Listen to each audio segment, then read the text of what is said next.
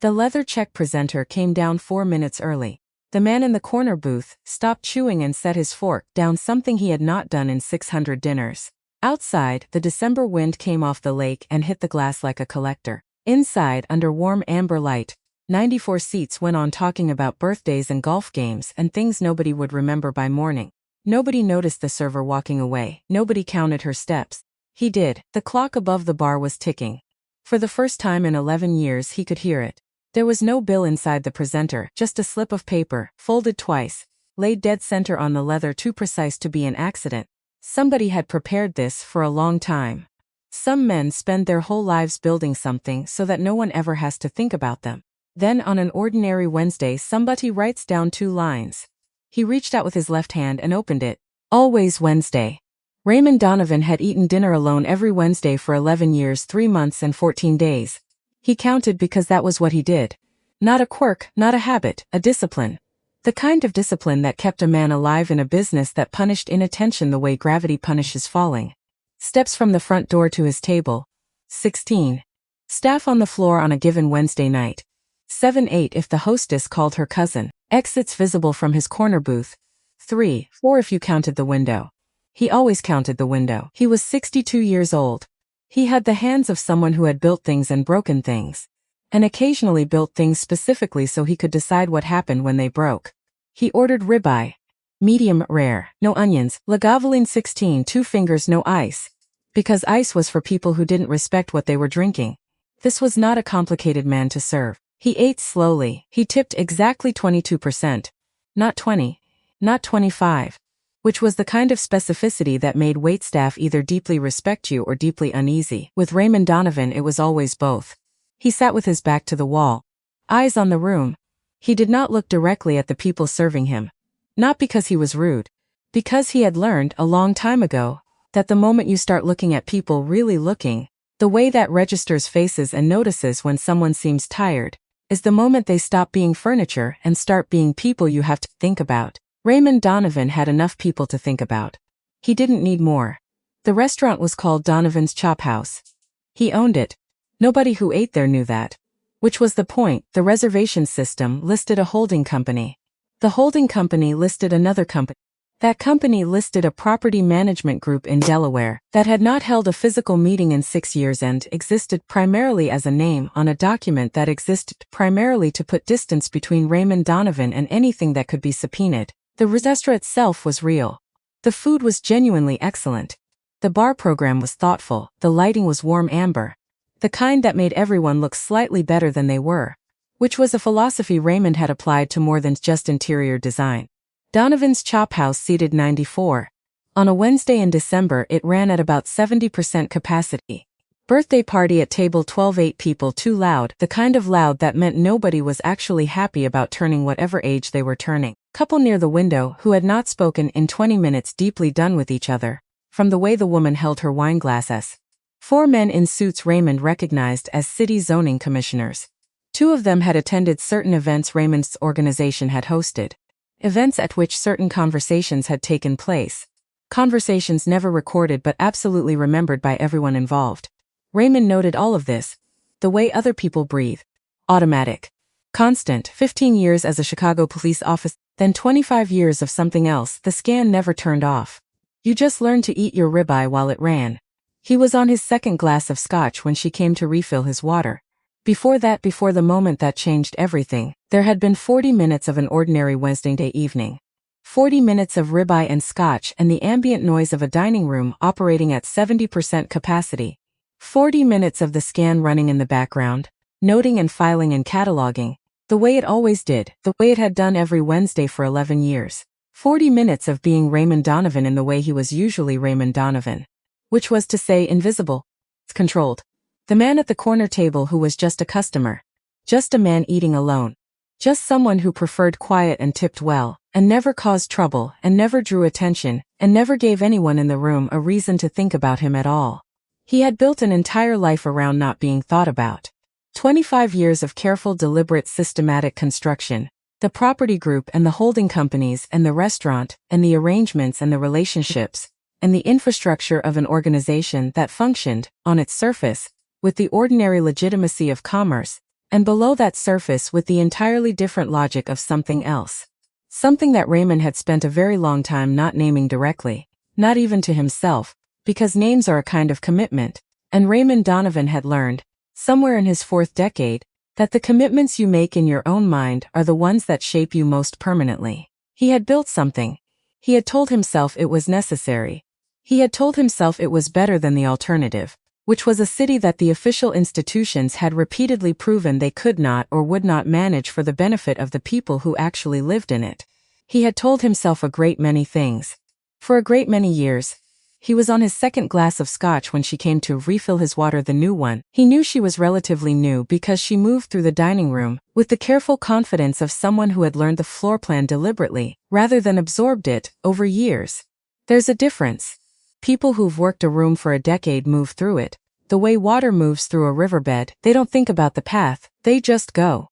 People who've been somewhere 8 months still navigate. Still place their feet with just slightly more intention than necessary. She was precise. 26, maybe 27 tall, the posture of someone who had been told at some point that how you carry yourself is the first thing a room reads about you and had taken that seriously. Restaurant uniform, black shirt, black apron. But there was a bracelet on her left wrist. Wood. Hand-carved. Worn smooth at the edges from years of contact with skin. She refilled his water, she set down the check presenter. This was the moment. The small, ordinary, invisible moment. When Raymond Donovan's perfectly calibrated Wednesday evening turned into something else entirely. Because she set the check presenter down 4 minutes early. 4 minutes. He knew because he'd been watching the clock above the bar without appearing to watch it. The check at Donovan's Chop House was presented. After the entree plates were cleared and before dessert was offered. He had eaten approximately 40% of his saw's ribeye. His plate had not been cleared. Dessert had not been offered, and the check presenter was on his table. Raymond picked up his fork, took another bite. Did not look at the check presenter. Did not look at her. Did not change a single thing about the rhythm of his breathing or the angle of his spine or the expression on his face, which refrained exactly what it always was. The face of a man with very little on his mind and nowhere particular to be. Finished chewing, set the fork down. Reached for the check presenter with his left hand. The way he always did, the way that would look to anyone watching like a man checking to make sure a bill was accurate. Opened it, no bill inside, a piece of paper, folded twice, the size of a playing card. Placed exactly in the center of the leather interior, with the kind of deliberate precision that told Raymond this had not been slipped in hastily. This had been placed. Considered. Prepared. He did not unfold it immediately. Then he unfolded it. 2 lines, a name. A date. James Washington. March 14, 2022. Raymond set the paper down on the table, not the presenter, the table flat face down. Pressed one finger against it for exactly 3 seconds. The way a man might press a wound. Then he picked up his scotch, set it down. And in the space between putting the glass down and picking up his fork again, something happened inside Raymond Donovan that had not happened in a very long time. He was afraid. Not the ordinary fear, not the useful fear, the sharp, cold, clarifying fear he'd learned to run on back when he wore a badge. The fear that makes your hands steady and your mind fast and your exit suddenly very important. That fear he knew how to use. That fear was almost comfortable at this point. The way an old injury sometimes feels like company. This was different. This was the fear of a man who has been carrying something for a long time, and has just heard in a quiet room, the precise sound of someone else lifting the edge of it. James Washington, March 14, 2022. He knew that name, he had tried not to know it. Had done the specific cognitive work of a man who needs to not know something, the deliberate non-filing, the conscious redirection, the practiced habit of letting certain information pass through without landing. He had done all of that. For almost 3 years he had done all of that. And here it was anyway. Written on a piece of paper by someone in a black apron with a carved wooden bracelet on her wrist. Someone who had been working in his restaurant for 8 months. Someone whose name he had specifically not learned because he had specifically not looked at her directly. He looked now. She was standing at the service station across the room, writing on her notepad. Her back mostly to him. From this angle he could see the set of her shoulders, and they were not the shoulders of someone who had just done something terrifying and was unraveling. They were steady. The shoulders of someone who had rehearsed this moment enough times that doing it felt almost like relief. That, Raymond understood. He had delivered bad news enough times to know what it looked like in the body of the person delivering it. The good ones, the ones who'd made peace with what they were doing, they got very still afterward. The ones who were falling apart kept moving, kept adjusting, kept finding small tasks to occupy their hands. She was still. He turned back to his plate, picked up his fork, finished his steak, and while he ate, he thought. Not about what to do about the woman across the room. That calculation was already running. It wasn't the primary process. The primary process was older than that. Deeper. The thing that had started turning the moment he read that name. James Washington. March 14, 2022. He had met Brixton Okafor, who everyone called Brix, who had been Raymond's right hand for 14 years on the job and known to him for 22, who had the demeanor of a man permanently unconvinced that anything was as fine as people claimed on the morning of March 15, 2022, not by accident, by arrangement. 7:30. The back office of a dry cleaning business on West Washington that served biscuits. The machine that made coffee that tasted like regret but was nonetheless hot. Brix had sat down, had opened his leather folio, had looked at Raymond with the expression he used specifically for information that required careful delivery. And he had said, there was an incident last night. A man named James Washington, CPA, working a short-term contract for Donovan Property Group, found in the parking structure on Wabash at 11:40 p.m. Wallet gone, phone gone, laptop gone. Coroner's preliminary is blunt force. Police are calling it robbery. Raymond had looked at his coffee. Was it? Brix had paused. The pause of a man choosing words. The contracting arrangement was through Garrett's office. Garrett recommended shutting it down 6 weeks ago. Said the scope was expanding in directions that weren't useful. Washington was scheduled to hand off his preliminary findings last Friday. He didn't make the handoff. Raymond had looked up. Garrett shut down the contract? Yes. Before or after the preliminary findings were due? Another pause. Before Raymond had finished his coffee, had stood up, had said nothing else, and that was the thing he had to sit with now. Fork in hand. Steak cooling. In the amber-lit dining room of a restaurant that bore his name. That was where his culpability lived, not in what he had ordered, not in what he had done, in what he had not done. He had heard those words. Garrett shut it down. The man didn't make the handoff. The man is dead, and he had stood up and walked out of that room, and he had not, in the weeks and months and years that followed, asked the question that was begging to be asked, because asking meant knowing. And knowing meant doing something about it. And doing something about it meant touching Garrett Cole, who had been with him for 12 years, who was the most sleekly sophisticated human being Raymond had ever encountered, who knew things about the structure of Raymond's organization that no single person should know, who had built around himself a scaffolding of information and documentation and relationships that meant Raymond could not move against him without the whole structure shifting in ways that could not be predicted. So Raymond had not asked. He had stood up. He had walked out. He had told himself, I don't know what happened to James Washington. I only know what Brix told me, and Brix only knows what the circumstances suggest, and circumstances suggest things all the time that turn out to be wrong. He had told himself this for almost 3 years. He was very good at it. And now a woman in a black apron had put a piece of paper on his table, and the story he'd been telling himself had a hole in it the size of a name. He finished his steak, signaled for another scotch, not urgently, not with the energy of a man who needed a drink, but with the calm, measured gesture of a man who had decided he wanted one and saw no reason not to have it. She brought it. When she set it down, he looked at her directly for the first time. She held his gaze. That was the thing, she held it. Not with defiance, not performance. Not the manufactured fearlessness of someone trying to seem braver than they were.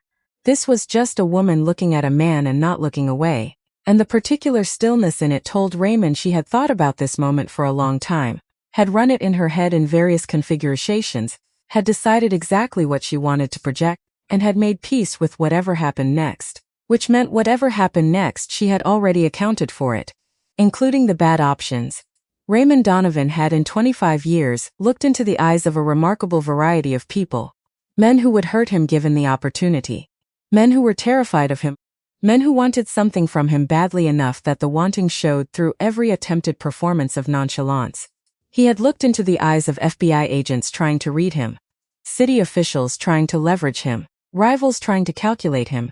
He had very rarely looked into the eyes of someone he simply could not categorize. She was 26 or 27. She had put a dead man's name on a piece of paper and walked it across a dining room to the man who almost certainly do something about how that man had died. And she was not shaking. He picked up his scotch. She walked away. He nursed the drink for 22 minutes. He knew because he counted.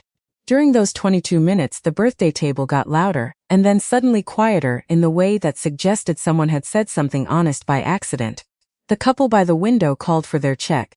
The 4 zoning commissioners argued, genially, about a golf game. The kitchen sent out a duck preparation to a table near the back where a man Raymond recognized as a county judge was having dinner with a woman he recognized as not the county judge's wife. He noted this, filed it. Did not react. At the 22-minute mark he made his decision. Not because he had finished processing, he was nowhere near finished processing. But because he understood that waiting past a certain point becomes its own signal, he raised his hand. Not to the nearest server. To her specifically across the room she saw. A slight shift in her shoulders, almost as perceptible. She set down what she was doing, crossed the room, stopped at his table. "Can I get you anything else?" Her voice was even, professional. Not a tremor. Raymond looked at the empty chair across from him. Then at her. "What time do you get off?" "A beat, just 1:11. He looked back at his plate. The clean white geometry of the china. The small amount of steak he'd left, a habit from childhood, some lessons about not finishing everything that had long since lost its original meaning. "I'll be here," he said. He did not say at 11, he did not specify what he would be waiting for, he simply stated a fact. "I will be here." She nodded once, small, deliberate, the nod of someone filing a confirmation, and walked away. And Raymond Donovan ordered one more scotch and settled into his corner booth and waited for the restaurant to empty out around him the way the tide goes out. Slow, inevitable. Leaving everything on the floor of the room exposed. The kitchen closed at 10:30. By 10:45 the floor staff was running the end-of-night breakdown, wiping resetting place settings, pulling linen, the 1,000 small reversals of a dinner service. The ambient noise shifted. Less human, more mechanical. Raymond sat. He had the last of his scotch in front of him, barely touched. He was thinking about Garrett Cole. Garrett Cole, who had come to him in 2012 with a referral from a man Raymond trusted, and a portfolio of legal work that was, on its surface, entirely legitimate. Property transactions, corporate structures, contract review. Raymond had at the time a patchwork arrangement of 3 different lawyers in 3 different firms, none of whom knew the full picture. Garrett had proposed something elegant, a single point of legal coordination. Everything channeled through one trusted intermediary who understood the complete structure. It had been, Raymond had thought at the time, an unusually mature proposal for a man who had only been practicing private law for 18 months after leaving the U.S. Attorney's office. He should have asked himself why. He hadn't. He had been impressed, and Raymond Donovan did not impress easily, which meant that when he did impress, he perhaps trusted the impression too much. 12 years. 12 years of sitting across tables from this man. In boardrooms and back offices, and the private dining room upstairs that had a sweep for listening devices every Monday. 12 years of legal counsel that had been, on every occasion Raymond could verify, sound. Garrett had kept him clear of 3 federal investigations. Had structured the business arrangement so cleanly that the organization's above-ground operations could withstand significant scrutiny. Garrett was, professionally, almost certainly the most valuable person Raymond had ever hired. Which meant Garrett was also structurally, the most dangerous person Raymond had ever let get close. Because competence, when it's in the service of someone else's agenda, is the most efficient kind of threat there is. Garrett shut down the contract. The man didn't make the handoff. The man is dead. Raymond had known, had always known, below the level where knowing becomes admissible, that these 3 facts-placed sequence meant something. He had chosen not to follow them to their conclusion. Had done what powerful men often do when confronted with information that would require them to act against their own interests. He had granted the uncertainty more space than it deserved. There was probably an innocent explanation. You could find one if you needed one badly enough. Raymond had needed one badly enough. And now a dead man's daughter was 10 feet away, wiping down a table, and the innocent explanation had run out of room to breathe. At 11:03 the last customer settled his tab and left. The bar manager, Terrence, 9 years with the organization, reliable, competent, and as Raymond would learn in 72 hours, compromised in a minor but consequential way, locked the front door and looked at Raymond. "Give me 20 minutes. Terrence disappeared into the back with the efficiency of a man who was very much not going to ask any questions. The floor staff drifted toward the back of house. This was not unusual. When Raymond Donovan sat alone in the dining room after close, people made themselves absent. Not out of fear exactly. Out of the particular sensitivity to atmosphere that develops in people who spend their working lives reading rooms. "The room right now," said Private. Silence settled into the restaurant, the HVAC hum, the distant sound of Terrence and the kitchen staff talking somewhere behind the closed doors. The tick of the clock above the bar, which Raymond had never noticed before, and which now seemed, in the absence of everything else, almost loud. She came out of the back at 11:07. She'd removed her apron. Dark green jacket folded over her arm. The carved wooden bracelet still on her wrist. She had the posture of someone who had in the last 4 minutes had a quiet conversation with herself that she had won. She walked to his table, looked at the empty chair. He said nothing. She sat down. For a moment neither of them spoke. This was not awkward. It was something else, the silence between two people who each know that whatever comes next will be significant, and who are both too careful to begin carelessly. Raymond looked at his hands on the table. The glass of scotch. The folded piece of paper he'd moved from the check presenter to the table, sitting between them like a small neutral fact. "Who are you?" he said. Not a question. A statement wearing a question's clothes. "James Washington's my father." Raymond looked up. Her face was composed. Not cold composed. There is a difference, and it matters. Cold is what happens when you've armored over the feeling. Composed is what happens when you've sat with the feeling long enough that it no longer needs to destroy you to be present. She had been sitting with this for 3 years. He could see it. "How long have you known?" he said. "That he worked for Donovan Property Group?" "Always. He told me when he took the contract. 6 weeks. Good money. My last year of school was expensive." "School?" "DePaul, law, of course." "After he died?" "After he died, I knew the contract had something to do with it. I didn't know what, didn't know who." A pause. "It took me a year and a half to connect the Donovan Property Group to a specific person rather than just a corporate structure. Your name doesn't appear on much. That's deliberate." "I know that now." "So you applied for a job here?" 8 months success." Raymond sat with this. 8 months. She had been walking through his restaurant for 8 months. Refilling his water, clearing his plates. Standing 4 feet from him every Wednesday evening while knowing what she knew. "The paper," he said. "You didn't put your name on it. Didn't put a demand on it. Just his name and the date." "Yes." "Why?" She looked at him steadily. "Because I didn't want to accuse you of something I wasn't sure you did.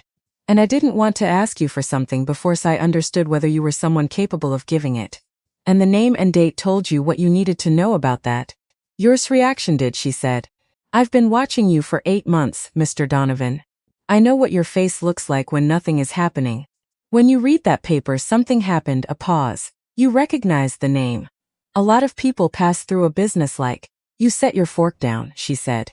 "You've eaten dinner here 600-something times. You have never set your fork down in the middle of a bite before you were finished chewing."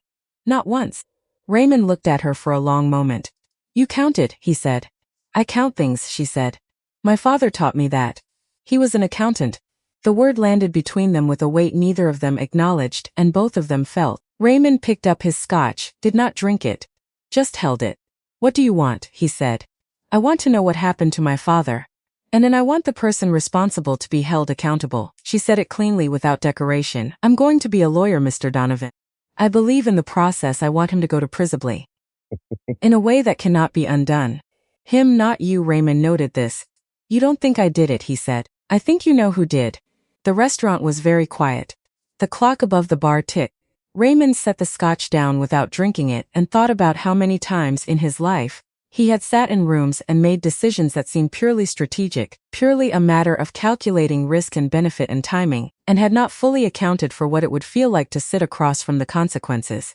James Washington had a daughter who had spent 3 years, who had gotten a job in his restaurant, who had counted the number of times he set his fork down. The consequences had a face and a wooden bracelet, and they were sitting 4 feet away waiting for him to say something true.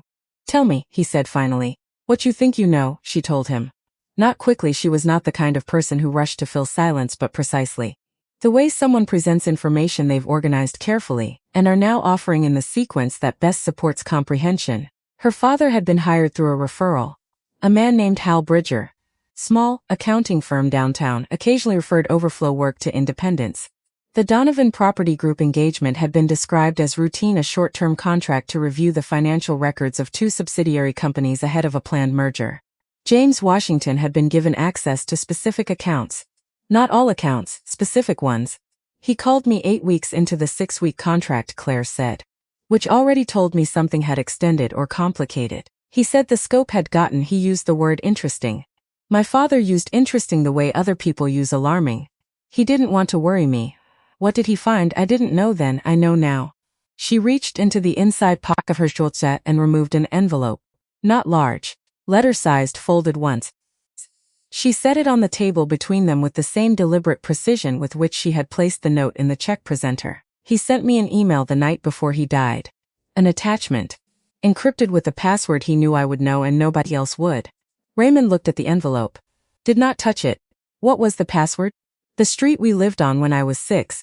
We moved when I was 7. There's no record of it anywhere. He chose something that only existed in my memory. Because he knew, Raymond thought, that if anything happened to him, his phone and his laptop and his physical files would all be at risk. But the contents of his daughter's memory not accessible by anyone who came for him in a parking garage. James Washington had been an accountant. Careful. Meticulous. And he had in the last days of his life, done the accountant's version of what Raymond's people did, when they needed to protect something. Distributed the asset to the one location nobody could reach. You took 2 years to decrypt it, Raymond said. I didn't have the technical knowledge to do it myself. I couldn't go to anyone official, didn't know yet who I could trust. Found someone eventually, a professor at DePaul who specializes in digital forensics. I didn't tell him what was in it, told him it was my father's private files and I wanted to access them. A pause. He helped me, out of kindness, and what was in it? She opened the envelope.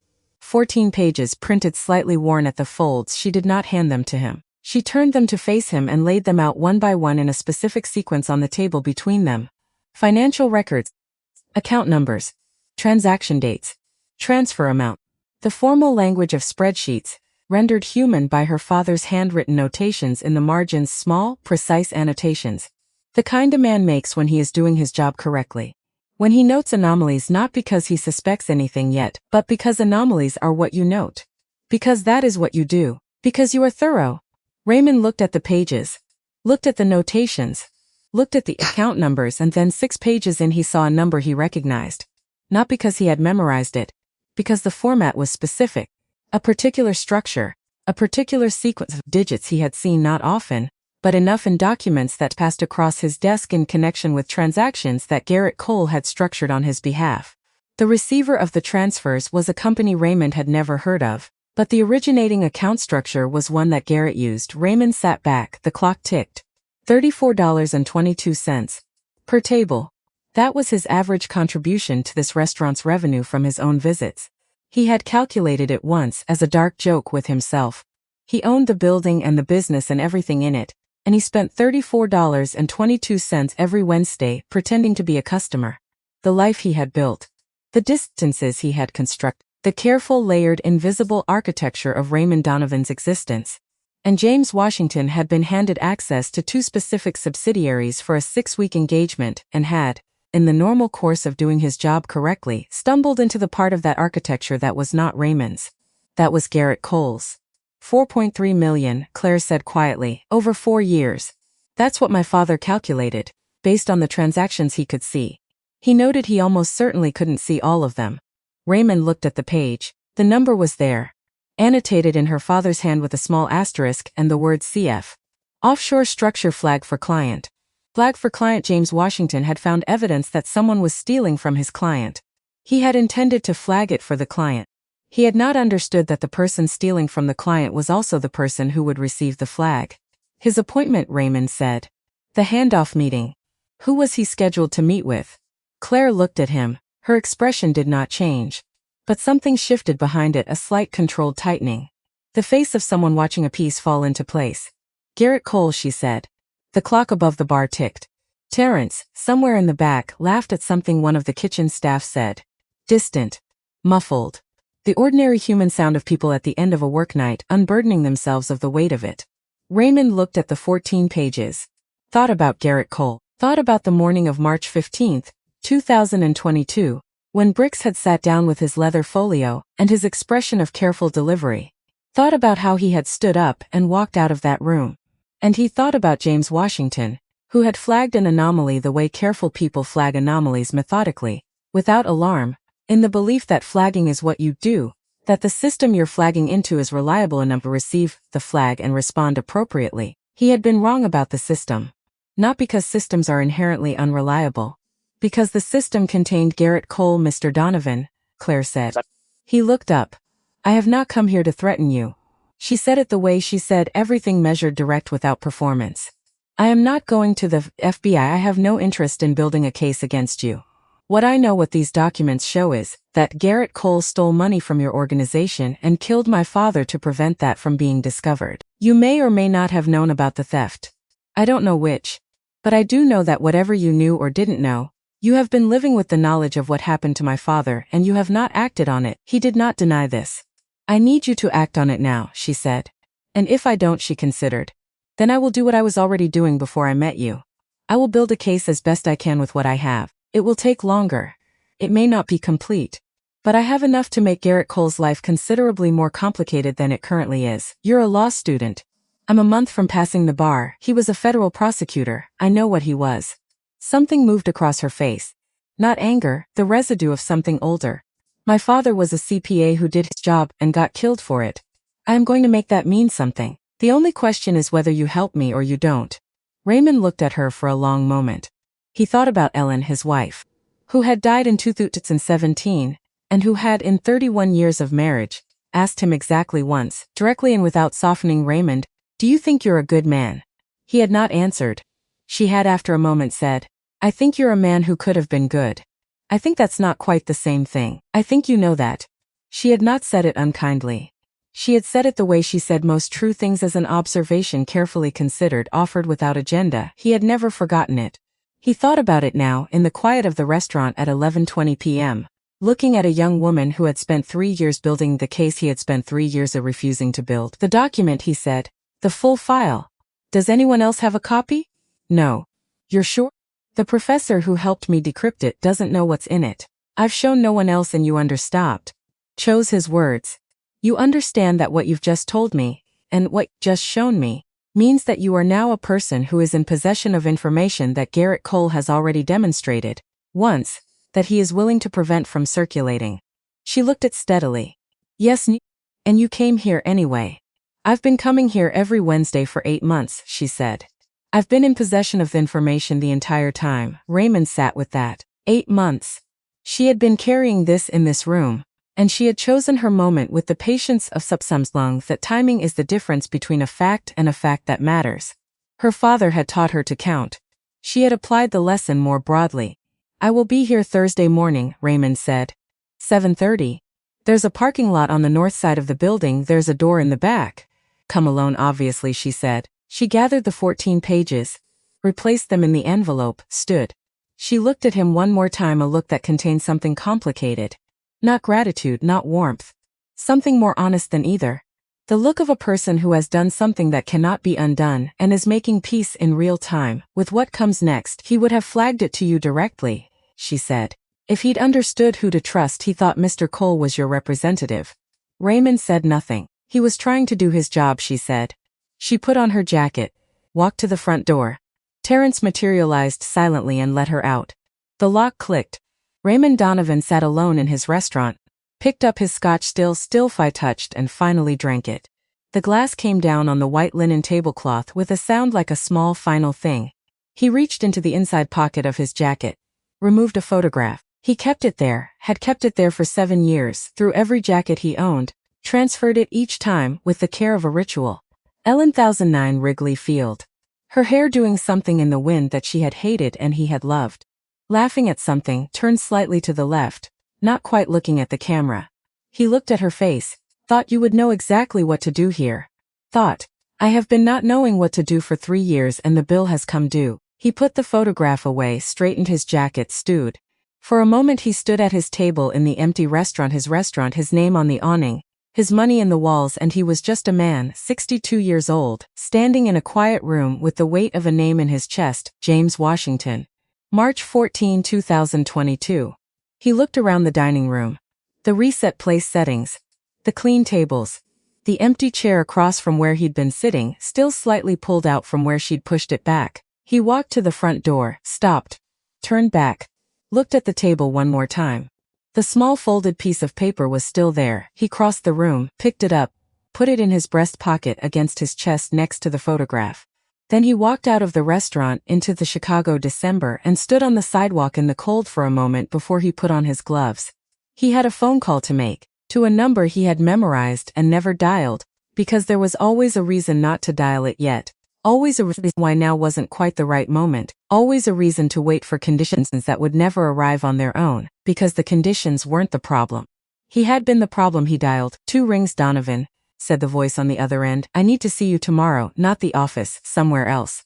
A pause. This about what I think it's about. It's about something I should have brought to you 3 years ago. I didn't. I'm bringing it now. Another pause longer. The pause of a man recalibrating. 7:30? 7:30. He hung up, stood on the sidewalk in the cold. The city moved around him, a cab, a couple walking arm in arm, a delivery truck running late, the ordinary motion of a Wednesday night in Chicago. Ordinary for everyone except the man in the gray jacket standing outside a steakhouse with a dead man's name folded against his heart. He put his hands in his pockets, walked toward his car. Tomorrow he was going to do the thing he should have done in March of 2022. He was going to ask the question, even though he already knew the answer, even though knowing meant doing something about it, even though doing something was going to cost him in ways he could not yet fully calculate. Because a 26-year-old woman had counted the number of times he set his fork down. Because her father had put a password on a file that only she could open. Because James Washington had done his job correctly. And because Raymond Donovan, whatever else he was, whatever distances he had built, whatever silences he had chosen, was still, somewhere underneath all of it, the man who had put on a badge in 1983, because he had believed, at 22, that the truth was worth something. He had stopped acting like it mattered. Tonight, for the first time in a long time, it did. Thursday came in cold. The kind of cold that Chicago does in December, like a personal insult, not just temperature, attitude. The wind off the lake carrying something mean in it, something that gets under your coat and stays there, reminding you that this city has never once softened itself for anyone's comfort and does not intend to start. Raymond Donovan was already awake at 5:15. He had not slept well, which was not unusual. He had not slept well since 2017, since the 4 months that ended with a funeral in February and a house that was suddenly too large and too quiet and organized, still the way Ellen had organized it. He had not changed it because changing it would mean deciding which version of the house he was going to live in going forward. And he was not ready to make that decision. 7 years. Still not ready. He made coffee, stood at the kitchen window of his Lincoln Park townhouse and watched the street below. A dog walker, 3 dogs miserable hunched against the wind. A delivery truck idling outside the corner market. The particular pre-dawn quality of a city that hasn't quite committed to being awake yet. He drank his coffee. Thought about what he was going to say. Except he didn't prepare speeches, never had.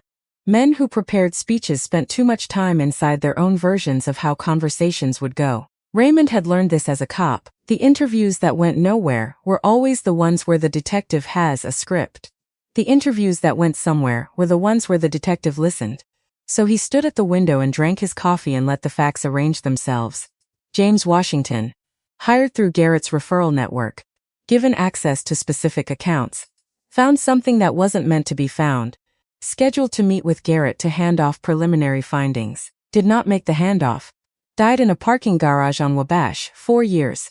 Offshore account structure. Conrad Vale's company in Miami. Conrad Vale, who Raymond had known for 20 years. Who Raymond had, in 2004, kept out of a federal indictment through a combination of strategic legal maneuvering and the deployment of certain relationships.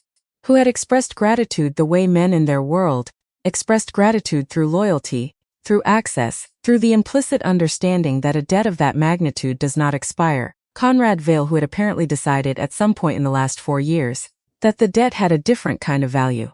Not the value of loyalty given, the value of an opportunity recognized. Raymond set his coffee cup down.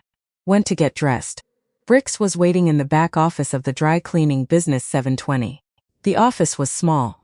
A desk, 3 chairs, a filing cabinet that contained files about dry cleaning and nothing else, a coffee machine that Raymond had purchased in 2009, and which produced coffee with the consistency and flavor of something that had been brewed, forgotten, reheated, forgotten again, and then served with a kind of defiant indifference to quality. Bricks was 57 years old, Nigerian-American, 2nd generation, born on the South Side to a father who drove a cab for 30 years and a mother who taught 3rd grade for 25. He had been a Chicago PD detective for 11 years, 3 of those overlapping with Raymond's time on the force, which was how they'd met, and had left after a case that Raymond knew the broad outlines of, and had never asked about directly, 'cause Brix had made it clear once, quietly, that the broad outlines were all he was offering. He was not a big man, not physically imposing. He had the kind of presence that didn't announce itself but simply occupied space so thoroughly that you became aware of it gradually, and by the time you were fully aware of it, you understood that this was a man who had seen a great deal and processed all of it, and arrived at a set of conclusions about the world that he was not going to revise lightly. He poured 2 cups of coffee, set them down, looked at Raymond. "You're going to tell me something I already know." Raymond looked at him. "What do you already know?" "I know you talked to the girl last night." Raymond sat down. "How?" "Terrence called me." A pause. "Terrence has been calling me when unusual things happen in that restaurant for 6 years. It's an arrangement." Brix picked up his coffee, set it back down without drinking it, which Raymond understood because nobody drank this coffee willingly. They just held it. He said, "A young woman sat down at your table after close. You were there until 11:40. She left alone." Another tis. "I ran her, Claire Washington." 26 DePaul Law. Father is James Washington, deceased, March 2022. Cause of death listed as robbery homicide, open case, no arrests. He looked at Raymond. "She's been in restaurant for 8 months. Yes. And you didn't know?" "No." Brix considered judgment. Brix rarely judged. He considered it the way a man considers a structural problem. Where did the load concentrate? What failed and why? "She had documents," Raymond said. "What kind?" "Financial. Her father's work product from the Donovan Property Group engagement. 14 pages. They show transfers. 4 years, 4.3 million. The originating account structure is one Garrett uses." The room was very quiet. Brix did not react immediately. He processed before he responded always. Then he said, "Conrad Vale." Raymond looked at him. "You already knew." "I knew something. Not the whole shape." Brix set his coffee down. 3 weeks ago I flagged a pattern. Conrad's operation in Miami has been moving differently, more structured, more directed. The money flowing through his South Florida operation has been too clean for what he usually runs, which suggested someone with significant legal sophistication was involved in structuring it. He paused. "I didn't connect it to Garrett because I didn't have the internal data. The girl's documents are the internal data. Why didn't you bring this to me 3 weeks ago?" Brix looked at him with the expression of a man who has considered the precise answer to this question and decided on honesty. "Because 3 weeks ago I had a pattern and a suspicion, not facts. I have brought you suspicions about Garrett before, you have. And each time you've heard them and moved on." The words landed quietly. No accusation in them, just the flat statement of a history. Raymond let them land.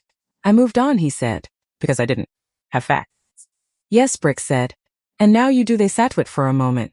The H hummed. Outside, a truck backed up somewhere, the rhythmic beeping muffled through the walls. "There's a meeting," Brix said, confirmed. "I've had it for 4 days." He opened his leather folio, laid a single page on the desk between them. "Weston Rosemont, 8 days from today, 9 p.m. Conrad Vale and 2 members of his operation and Garrett Cole." Raymond looked at the page, hotel name, date. Garrett Cole's name, in Brix's careful handwriting. Conrad Fafos. "How did you confirm it?" "Source inside Conrad's operation, reliable. The meeting is described internally as a final review before execution. The deal structure is already built. They're meeting to sign or to confirm, not to negotiate. The deal is already done," Raymond said functionally. "Yes." "And what is being sold?" Brix looked at him. "Everything. The city contract relationships. The property portfolio, the real one. The law enforcement relationships. The operational infrastructure, all of it." A pause. "You." The words sat there small. Clean, absolute you. Raymond looked at the page. "Where do I factor in the transaction?" he said. Flat. Professional. The voice of a man asking a legitimate question. "You're categorized as a liability to be managed prior to close," Brix said. "The timeline suggests manage means. I understand what it means." Silence. 8 days, Raymond said. 8 days. He thought about 25 years. Not sentimentally, precisely. 25 years of careful, patient, iterative building. The dry cleaning business, and the property group and the restaurant and the arrangements with the city, and the relationships with the people who made the city function, all of it assembled piece by piece with the kind of deliberate attention that most people reserve for the things they love most. He had loved it. Not the power, exactly, or not only power, but the craft of it, the specific satisfaction of a complex system operating correctly. The feeling of being the person who understood fully how all the pieces connected. He had built something. And Garrett Cole had spent 4 years installing himself at the center of it and selling the exits to Conrad Vale. Raceman stood up, walked to the single window in the back office. The glass was old, slightly wavy, the kind that distorts what you see through it just enough that the world looks like a version of itself. An alley. A dumpster. The back wall of the building opposite, brick gone dark from decades of weather. He thought about the first conversation he'd had with Garrett Cole, a different restaurant, a steakhouse on Michigan Avenue that no longer existed. Garrett had arrived 7 minutes early, and had been sitting at the table when Raymond arrived, which was itself a statement, because Raymond was always early and being already there was either a coincidence or a calculation. Garrett had been precise. That was the word. Precise in his speech, in his appearance, in the way he organized the conversation. He had arrived with an agenda that he had spent months, possibly years, preparing. He had studied Raymond's organization from the outside, identified the gap in the architecture that would give him maximum access and minimum visibility, and positioned himself to fill it. That was the thing about Garrett Cole that Raymond had always almost known and chosen not to fully know. The man was patient. More patient than Raymond. Which was saying something. I need to know one more thing, Raymond said without turning from the window. What? The night James Washington died? Who gave the order? Bricks was quiet for 3 seconds. I've believed I knew for 3 years. Tell me, Garrett. Directly, not through intermediaries. Garrett made one phone call at 9:40 p.m. on March 14. The recipient was a man named Lou Decatur, freelance, used occasionally for certain kinds of work, not connected to our organization directly. Decatur received the call. James Washington was found at 11:40. A pause. I don't have the recording of the call. But the sequence is enough, Raymond said. He turned from the window, looked at Bricks. And Bricks, who had known Raymond Donovan for 22 years, 14 of them, working directly beside him, saw something in Raymond's face that he had seen very rarely and recognized immediately when he did. Not anger, resolution. The specific quality of a man who has finished deciding and is now only concerned with execution. What do you need from me? Bricks said. Everything you have on the Rosemont meeting. Every detail. Raymond paused. The girl Claire Washington, she's exposed. She walked into this restaurant and sat at my table and showed me 14 pages of documentation that Garrett Cole would very much like to not exist. If he has any awareness of last night, he doesn't, not yet. Bricks reached into his folio again. Another page. But you're right that it's a window. Not a large one. I need her somewhere safe. Without her knowing she's been moved somewhere safe. Because she will object to being moved somewhere safe, and we don't have time for that particular conversion. Bricks almost smiled. Almost. I'll handle it, he said. Don't tell her I asked, obviously. At 8:15, Raymond drove himself across the city to a coffee shop on North Clark Street that he had been visiting. Irregularly but reliably for 9 years. Petra Halverson was already there. She was 1 years old, Norwegian-American. She had been with the Chicago Tribune for 34 years, had worked the investigative desk for 22 of them, and had published 17 major investigations that resulted in 9 criminal convictions, 3 resignations from public office, and 1 piece of federal legislation that now bore someone else's name, because that is how legislation works. She drank black coffee. She had short gray hair and reading glasses she wore, pushed up on her forehead when she wasn't using them, and pushed down when she was making a point, which Raymond had come to understand as her equivalent of clearing her throat. He had known her for 9 years, because 9 years ago she had called him through a mutual contact, at this exact coffee shop, and had said, without preamble, I know what you are, Mr. Donovan. I'm not here to report on you. I'm here because you know things about the city that I need to know. And I know things about this city that you occasionally need to know, and I think we can be useful to each other without either of us compromising what we're actually trying to do. He had sat with that for a moment, had said, What do you think I'm trying to do?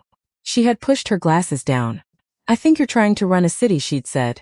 And I think you've decided that the official version of running a city doesn't work well enough for your purposes, so you've built a parallel version. I think you believe in Chicago in your way, and I think that belief, as compromised as it is by the methods you use, occasionally produces information that is useful to me. And what do you think you're trying to do? The same thing, she'd said. In a different way. They had met irregularly for 9 years. He had given her 3 things, pieces of information she could verify independently and published without his name attached. She had given him early warning on 2 federal investigations that allowed him to restructure certain operations before the subpoenas arrived. This morning was going to be different. He sat down across from her. She looked at him, pushed her glasses down. You look like a man who didn't sleep, she said. I have something for you. It's the biggest thing I've brought you. She reached for her coffee. Set it down, he told her methodically.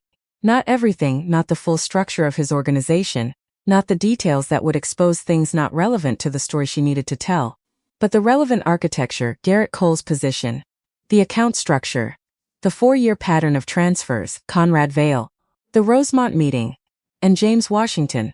He told her about James Washington with particular care. Not because James Washington was the most legally significant element, the financial crime was larger, the conspiracy was broader, but because James Washington was the center of it. Was the reason any of this was happening.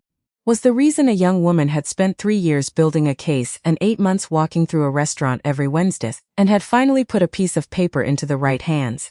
Petra listened. She did not take notes while he talked. She never took notes while he talked, notes taken in front of a source were subpoenas waiting to happen. And her memory was extraordinary. When he finished, she was quiet for a moment. The documents, she said. The 14 pages. You'll have them, I need 24 hours. The provenance is clean? A man sent his daughter an encrypted file the night before he was killed. She opened it with a password only she knew. She's a law student. Raymond paused. The provenance is as clean as anything like this gets. Petra turned her coffee cup slowly on the table. When I publish, the FBI will move. Wire fraud, RICO implications. But once the federal investigation opens, the homicide gets swept in. Yes. And you understand? She paused. You understand that when the FBI starts pulling on Garrett Cole, they are going to pull on everything connected to Garrett Cole. I understand, which includes, I understand, he said again. Quiet, final.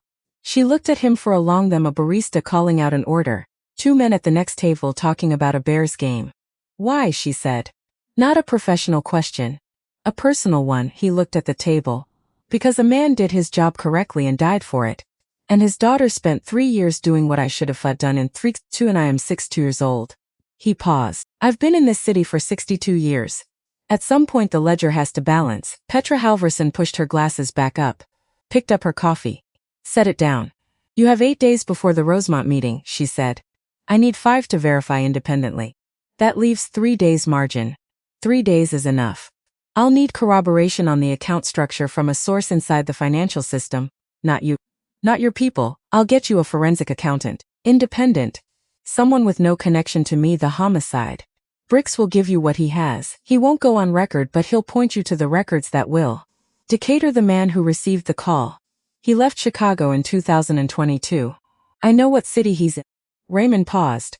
I won't move him toward you, that's a line I won't cross, but I can tell you the city. Petra nodded. And the girl.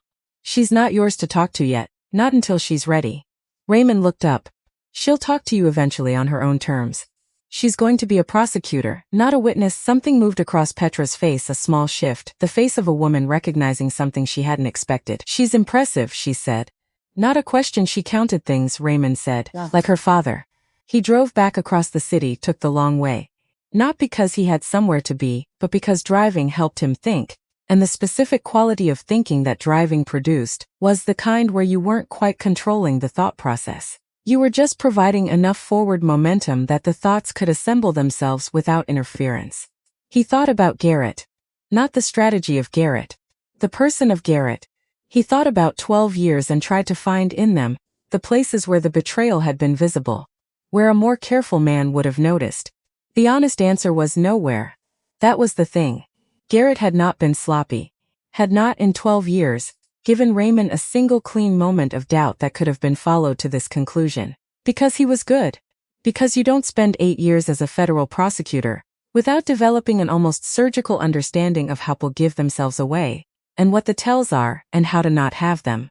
Garrett knew exactly what betrayal looked like from the outside, and had spent 12 years making sure he never looked like that. Raymond drove north. Thought about what Garrett had said years ago, 4 or 5 years ago, in a meeting he could not now precisely locate in time, but which had the quality of a late afternoon autumn, the kind of meeting that runs long and gets philosophical when the business is finished and everyone's had coffee. Garrett had said unprompted, genuinely, the thing I learned prosecuting organized crime is that the most dangerous people aren't the ones who do bad things. They're the ones who've decided they have a good reason for it. Raymond had thought, at the time, that Garrett was talking about the defendants he'd prosecuted. Standing in his kitchen at 4:30 a.m. later that week, with the city dark outside the window, Raymond understood that Garrett had been talking about himself. He had a good reason.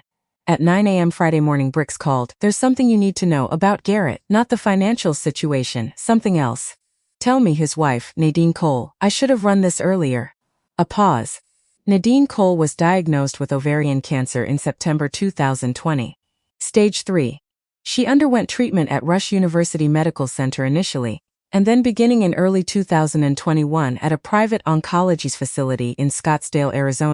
Private, not covered by insurance. The facility charges between $40,000 and $60,000 per month. 29 months, Raymond said. "You did the math. $4.3 million. "Yes, quiet. When did she die?"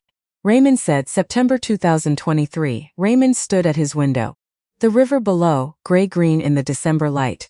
"The money stopped moving in October 2023, Bricks said. "The pattern suggests it started in late 2020. Right after the diagnosis." The clock on Raymond's desk read 9:12. He thought about September 2020. The city still half-shuttered from COVID. The real estate market doing strange things. Supply chain problems with 2 of his construction projects. He had been managing as he always managed, the 1,000 simultaneous demands of a complex operation. Garrett had been managing something else. He never said anything. Raymond said no. 12 years. He never mentioned she was sick. No. Raymond thought about this. About what it meant to carry something like that in silence. About the discipline required to sit across from a person you'd known for 12 years and maintain the performance of normalcy, while the thing you loved most was being consumed by something you couldn't stop. He thought about Ellen 4 months. He had not been silent, he had told people. He had, in the specific cracked open way of a man who does not ordinarily allow himself to be cracked open, himself be seen as frightened, as lost, as willing to do anything if anything could have helped. Garrett had done the arithmetic and decided that anything meant this. Raymond's money. Not given because Garrett had calculated the risk of asking was greater than the risk of taking, which meant Garrett had never fully trusted him. Had worked alongside him for 12 years. Had done excellent work. Had genuinely, in all the ways that could be measured, been a good partner. And had never trusted him enough to ask for help. That was the thing that landed with the most weight. Not the betrayal. The reason for the betrayal, the gap underneath it. A decade of proximity without sufficient trust. Bricks, he said. Yes. The 29 months in Scottsdale. Did it work? For a while? I don't know the medical details. She was there for 29 months before she died. Which suggests. Bricks paused carefully. It probably gave her time. Okay, Ray. What? Does this change what we're doing? Raymond looked at the river. No, he said. James Washington had a daughter too. That Thursday afternoon, Garrett Cole arrived at Raymond's office at 2:58. He was always slightly early. Raymond had noted this for 12 years without examining what it meant. Now he examined it. The man who arrives slightly early wants a moment in the space before the other person arrives, a moment to orient himself, to choose his angle, to be settled and ready. Control small. Consistent. The kind that doesn't announce itself. Raymond had been sitting at his desk for 20 minutes. The office was on the 31st floor of a building on Wacker Drive that had the particular quality of permanent fixtures, solid, functional, quietly serious about itself, the kind of building that had been built to last and had lasted. Through the glass wall, the Chicago River ran gray-green below. The bridges and the architecture and the particular texture of a city that Raymond had known for his entire life arranged themselves with the indifference of things that predate you and will outlast you. He watched Garrett Cole come through the outer office. Watched Priya, his assistant 4 years with him, competent, discreet, possessed of the specific capacity for not noticing that was more valuable than almost any other professional skill, rise slightly and say something professional and ordinary. Watched Garrett respond with the easy charm of a man who has spent 30 years managing the impressions he leaves on the people adjacent to power. Garrett Cole was 55 years old. Medium height. The kind of build that suggests someone who had been athletic in his 30s and maintained just enough of it to carry himself with authority. Not authority of obvious physical presence, but the authority of a man who knows he is in good shape, which is a quieter kind of confidence and in some ways more durable. He had a good face for a lawyer, open, attentive. The face that juries trust because it performs listening well. Not fake. Raymond had watched him in enough rooms to know that Garrett Cole actually did listen. He processed information quickly, organized it well, responded to it precisely. These were real skills, genuinely deployed. In service of something Raymond was only now fully seeing. They went through the LLC structure for the Riverside project. Raymond engaged, asked questions. Raised the points that needed to be raised. Not robotically, he actually cared about the Riverside project, had people and commitments attached to it, intended it to be completed regardless of what happened in the next 8 days. And while they worked through its structure, the other part of Raymond's mind, the scan that never turned off, was running a different analysis. Garrett's hands on the papers. The slight tightening around his eyes when Raymond asked a question that was slightly off the expected path. The way he held his coffee cup, the way he sat. Raymond had looked at this man for 12 years. He was looking at him now for the first time. There was a version of this conversation Raymond could feel the shape of it, the way you feel the shape of a road you could have taken, where he said something. Where he put the 14 pages on the desk and asked Garrett to explain them. Where he confronted the thing directly, in the way of men who have spent their lives confronting things directly. He did not take that road. Because confrontation now, before Petra's article was in the public record, before the documentation was independently verified, before the FBI had what they needed, confrontation now was a move that benefited Garrett, not Raymond. Garrett had 12 years of institutional knowledge about Raymond's organization. Had built legal structures that could be deployed in multiple directions. Had at least one federal contact Raymond knew of, a former colleague from his prosecution days who now worked organized crime for the Chicago field office. Move too early, give Garrett enough notice to activate those relationships. And the thing Raymond was trying to build, the clean thing, the thing that ended with Garrett Cole in federal court, rather than in the kind of resolution that Raymond had spent 25 years deploying, the clean thing required timing. It required Petra's article. It required the documentation to be in the public record before Garrett could suppress it. It required Raymond to do something he had not, in 25 years, done even once. He had to wait for the process to work. He had spent 25 years being the process. Being the alternative to the process, being the thing you called when the process was too slow or too blind or too compromised. Now he had to trust it. Not because he believed in it abstractly. Because a young woman who was going to spend her career inside it believed in it.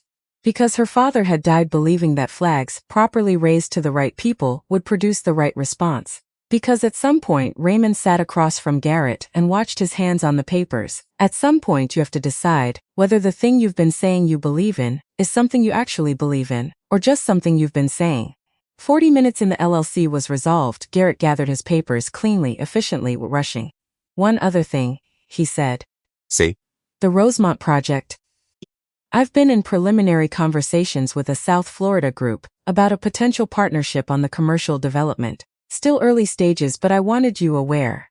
Raymond looked at him. Rosemont. He'd used the actual location, placed it inside a legitimate business context. Testing, measuring whether Raymond knew. South Florida, Raymond said. Based out of Miami, strong track record in commercial. I think there's a potential fit. Garrett met his eyes. Steady, warm. I'll put together a summary for you to look at. Do that, Raymond said. Garrett stood, shook Raymond's hand. The grip was the same as it had been for 12 years, firm, brief, confident. The grip of a man who had nothing to hide. Raymond walked him to the door.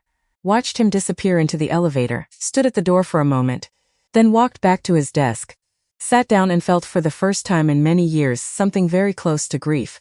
Not for himself. Not for what was about to happen, but for the 12 years. For the genuine quality of the work. For the collaboration that had been real even while the betrayal was also real. For the particular sadness of discovering that two things can be true simultaneously, that a man can be genuinely skilled, genuinely useful, genuinely present in his work, and also be doing something that cannot be forgiven. He picked up his phone. Called Bricks. He used the word Rosemont. A beat testing you. Bricks said. Yes. He's measuring whether I know. He's not sure yet. How much time do we have before he's sure? Raymond thought about Terrence. About the report that had reached Garrett's office within 40 minutes of him leaving the restaurant. About the Rosemont test deployed 24 hours later. Move faster on Petra's verification. The forensic accountant is already reviewing the 14 pages and, a pause. There's something else, Hal Bridger. The man who referred James Washington. Tell me he's been on Garrett's payroll indirectly, through a consulting arrangement for 6 years. The referral of James Washington to Donovan Property Group was not accidental. Bridger was specifically tasked by Garrett with identifying a CPA for a short-term engagement who was reputable, thorough, and had no existing connection to any of Raymond's other accountants. Raymond sat with this, the full shape of it assembled in his mind, with the particular clarity of something that has been approaching for a long time and has finally arrived. Garrett had not been improvising, had not been reacting to circumstances as they developed. He had been constructing, planning, building toward a specific outcome with the methodical patience of a man who understood that the most effective way to take something apart is to first make yourself indispensable to it. 12 years to become indispensable, then once indispensable, to begin the work of extraction. He needed someone who would find it cleanly, someone whose work product would be credible. Yes, he needed a forensic quality finding from an independent source because he was building documentation for Conrad Vale. Conrad needed proof of the value of what he was buying. Legitimate documentation of illegitimate wealth. He hired James Washington to document the operation for the sale, Raymond said. Yes, and when Washington found Garrett's own theft in the process, it became a problem. Because Washington's documentation, if it reached Vale, would show not just the value of the operation but also Garrett's side arrangement, which would either collapse the deal or shift the leverage entirely to Vale, so he killed the accountant, and presumably found another way to document the operation for Vale, something that excluded the subsidiary accountants he'd been using. Raymond looked at the window. The lake was invisible in the dark, but he knew it was there. He thought about James Washington, sitting in an office somewhere, working through spreadsheets, noting anomalies, doing his job correctly, not knowing, having no way to know that the anomaly he was noting, the small asterisk and the words flag for client, was not a mistake, not an oversight, not the kind of thing that gets corrected when you flag it, that it was evidence of a theft by the man he was about to flag it to, that the flag itself was the thing that was going to get him killed. He had been careful. He had done everything right. He had worked within a system that he believed, in good faith, was reliable enough to receive the flag and respond to it appropriately. And the system had contained Garrett Cole. Hal Bridger. Where is he now? He's cooperative since I explained the situation to him this morning. Does he know what happened to Washington? A pause. He does now. Is he willing to go on record? He's willing to do whatever keeps him out of a federal conspiracy charge, but he's cooperative. Give him to Petra. Already they're meeting Monday morning. Raymond calculated. How many days before publication? She's targeting Thursday, which gives her 4 days for final verification, editorial review and legal clearance from the Tribune's counsel. Thursday. The Rosemont meeting was Friday, 1 day of margin, thin, but enough. The FBI will move when the piece publishes, Raymond said. They won't wait long. Wire fraud, RICO implications, a homicide. It's a full package. Raymond was quiet for a moment. Bricks, the Rosemont meeting, I need to be there. A silence. Ray, I need to be in the room with Conrad Vale. I need him to understand, directly from me, that I know what he's done, before it becomes a legal proceeding. Another pause. This is not negotiable. Why? Because 20 years ago I stood in a courtroom and testified on behalf of a man who I believed deserved a second chance, and I was wrong. And I need to look him in the face and have him understand that I know I was wrong. The line was quiet. You understand that going to Rosemont changes your exposure, Bricks said carefully. Yes, I'll come with you, Bricks said. No, if you're there it looks like a threat. I want it to look like what it is. An old man coming to look at a mistake he made. Bricks was quiet for a very long time. All right, he said finally. Thank you. Don't thank me, I think this is a terrible idea. Most of the good ones were, Raymond said. Saturday he drove. He did a lot of driving when he was working through something. Had always done this, had driven, during his police years, long routes between interviews, using the motion to think, using the forward momentum to keep the mind moving without letting it stop on any one thing too long. He drove north, along Sheridan Road. The lake on his right, flat and gray and enormous. The kind of lake that doesn't care what you're going through, has been for 10,000 years, will be there for 10,000 more. He thought about Garrett. Not the strategy of Garrett. The person of Garrett. He thought about the 12 years and tried to find in them the places where the betrayal had been visible, where he should have seen it, where a more careful man would have noticed. The honest answer was nowhere. Garrett had not been sloppy, had not let things slip, had not in 12 years given Raymond a single clean moment of doubt that could have been followed to this conclusion. Because he was good. Because you don't spend 8 years as a federal prosecutor without developing an almost surgical understanding of how people give themselves away, and what the tells are, and how to not have them. Garrett knew exactly what betrayal looked like from the outside, and had spent 12 years making sure he never looked like that. Raymond drove north, thought about Nadine, about what it meant to love someone that much, to calculate in the specific crisis of a terminal diagnosis, that the risk of theft from a man like Raymond Donovan was more manageable than the risk of asking for help and being denied. What did that say about Raymond? He had always been the kind of man who commanded rather than invited, who received information rather than shared it, who provided rather than received.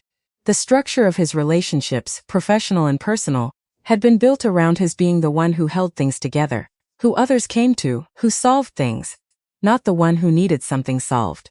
Had he ever in 25 years, given the people around him reason to believe they could come to him with something that needed solving, that wasn't also useful to him? He thought of Ellen, who had come to him with everything, who had been the one exception, the one relationship in his life built on genuine reciprocity rather than strategic alignment, who had been gone for 7 years, and since then he had been alone, not in the obvious way, surrounded by people, bricks, staff, contacts and associates and the 100 people who moved in his orbit, but alone in the way of a man who has closed the particular channel through which real things passed, and replaced it with a performance of connection that is close enough to function, but not close enough to matter. Garrett had worked in that context, had perhaps understood that context better than Raymond had, and had made the calculation accordingly. Raymond drove. The lake ran alongside him. That Sunday he went to church.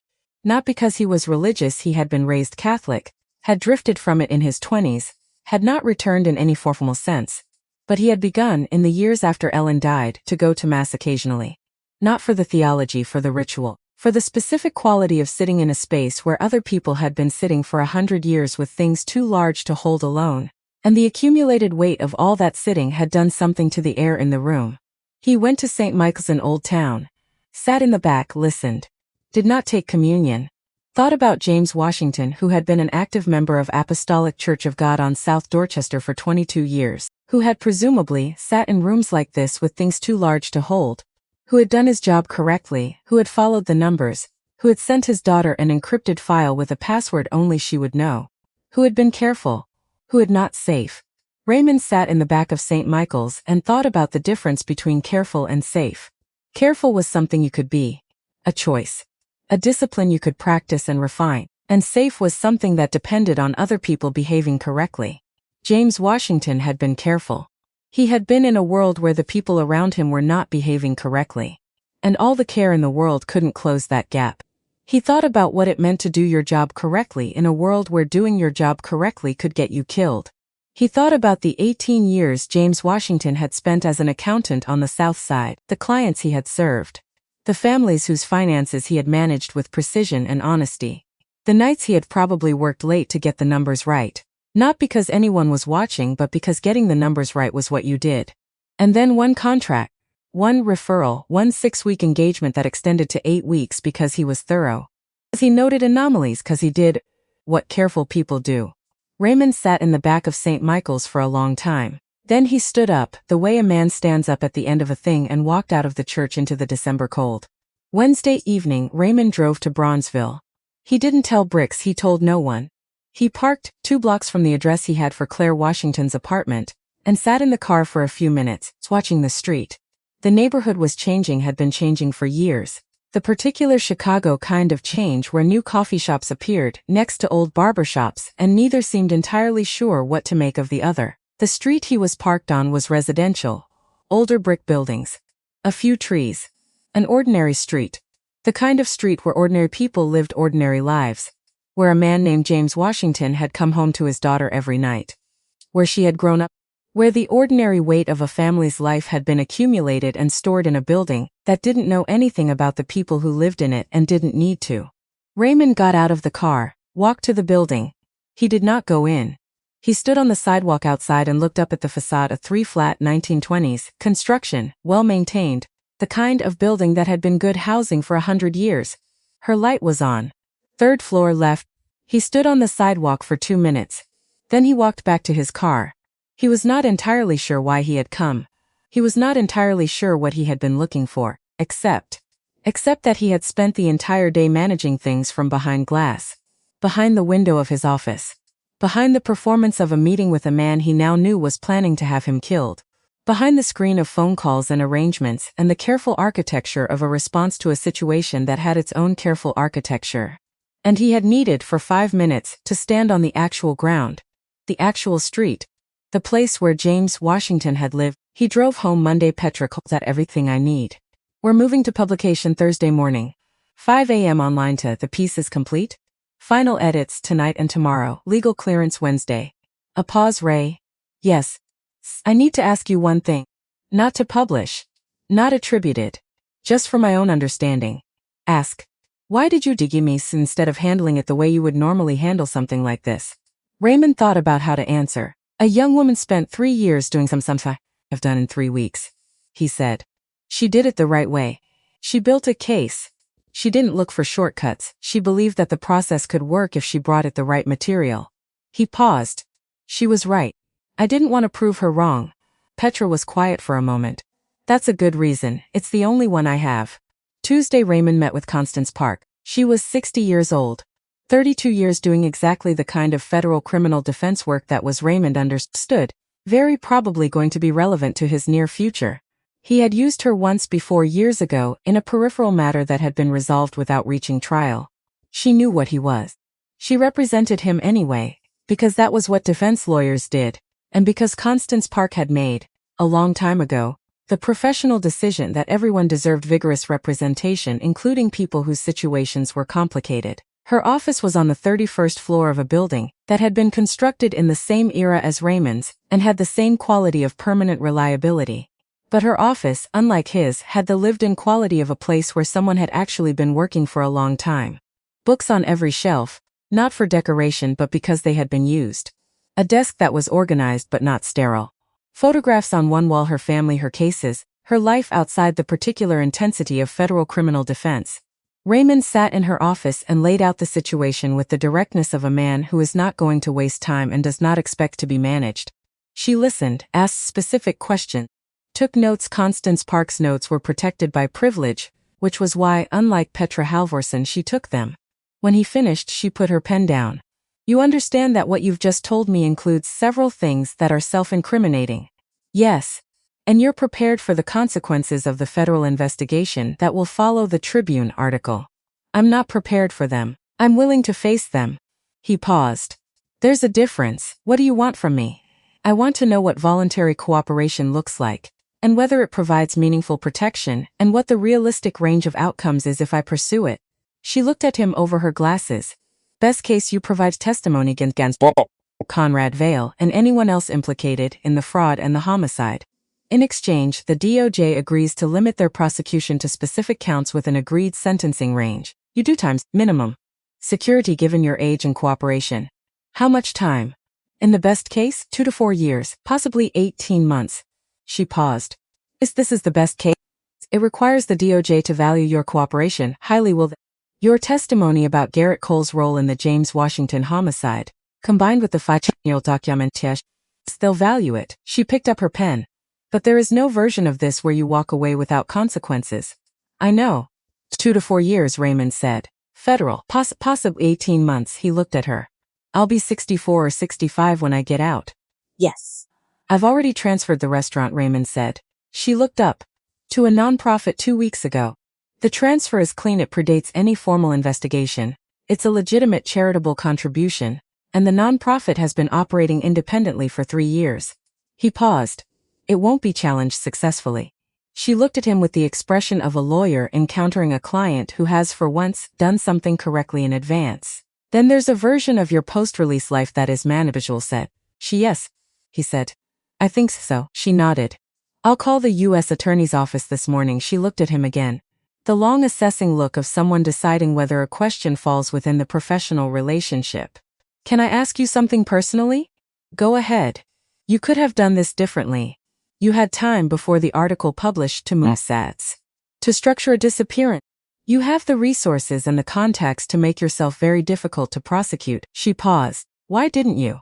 Raymond looked at the window, the 31st floor view of Chicago, the river, the architecture, the particular skyline of a city he had known for 62 years. Because a 26-year-old woman did 3 years of work the correct way, he said. And the correct way deserved a correct ending. Constance Park looked at him, nodded once. Picked up the phone. Thursday, 5 a.m. The Tribune piece went live at exactly 5 o'clock in the morning, the way Petra had said it would, without drama, without announcement. Just suddenly present in the world in a way it had not been 30 seconds before. Raymond was awake, had been awake since 3:30, had made coffee, had stood at the window, had watched the sky over Lincoln Park do the slow, reluctant thing it does in December, less a brightening than a gradual replacement of one kind of dark with another. He had his laptop open on the kitchen counter. Refreshed the Tribune's website at 5:01, and there it was. Former federal prosecutor implicated in murder, fraud scheme involving organized crime network. Below it, a subheading, Internal Financial Documents. Corroborating witness testimony link Garrett Cole to death of Chicago accountant Teat. Raymond read the first 3 paragraphs. Set his coffee down. Read the rest. It was thorough. It was precise. It named Garrett Cole specifically and extensive, with documentation cited at every significant claim. It named Conrad Vale and the Miami Company.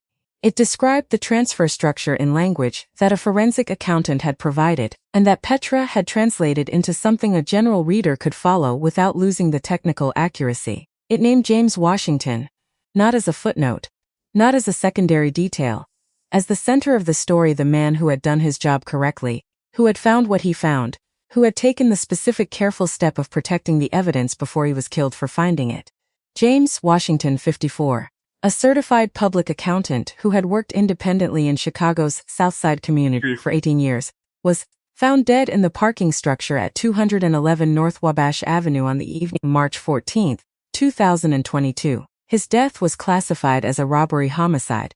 No arrests were made. Internal documents obtained by the Tribune, combined with testimony from a corroborating witness directly involved in Washington's hiring, indicate that his death was not a robbery. It was a Raymond read that paragraph 3 times. A silencing. Yes, that was the word, that was what it had been. He closed laptop, stood at the window.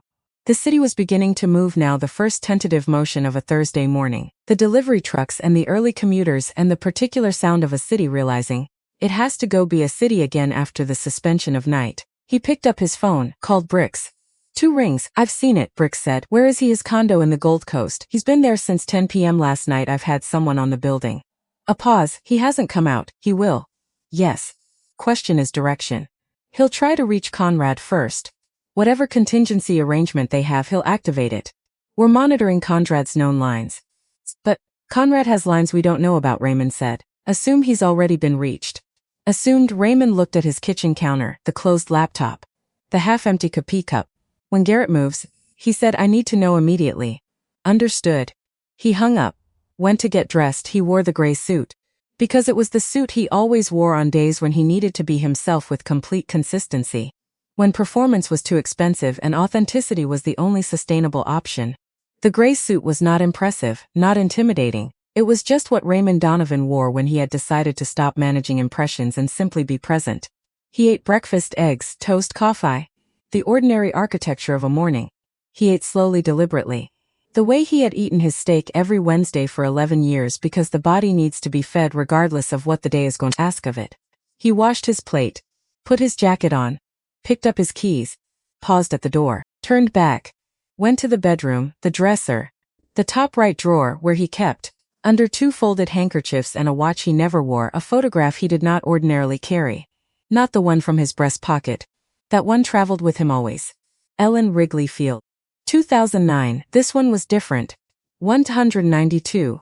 Raymond in his police uniform, 29 years old, holding a commendation certificate.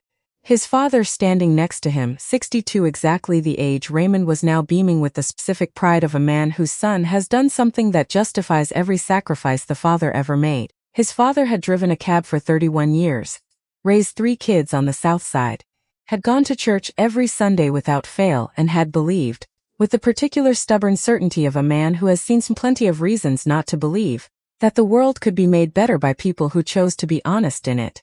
Raymond had chosen at some point to stop being that kind of person.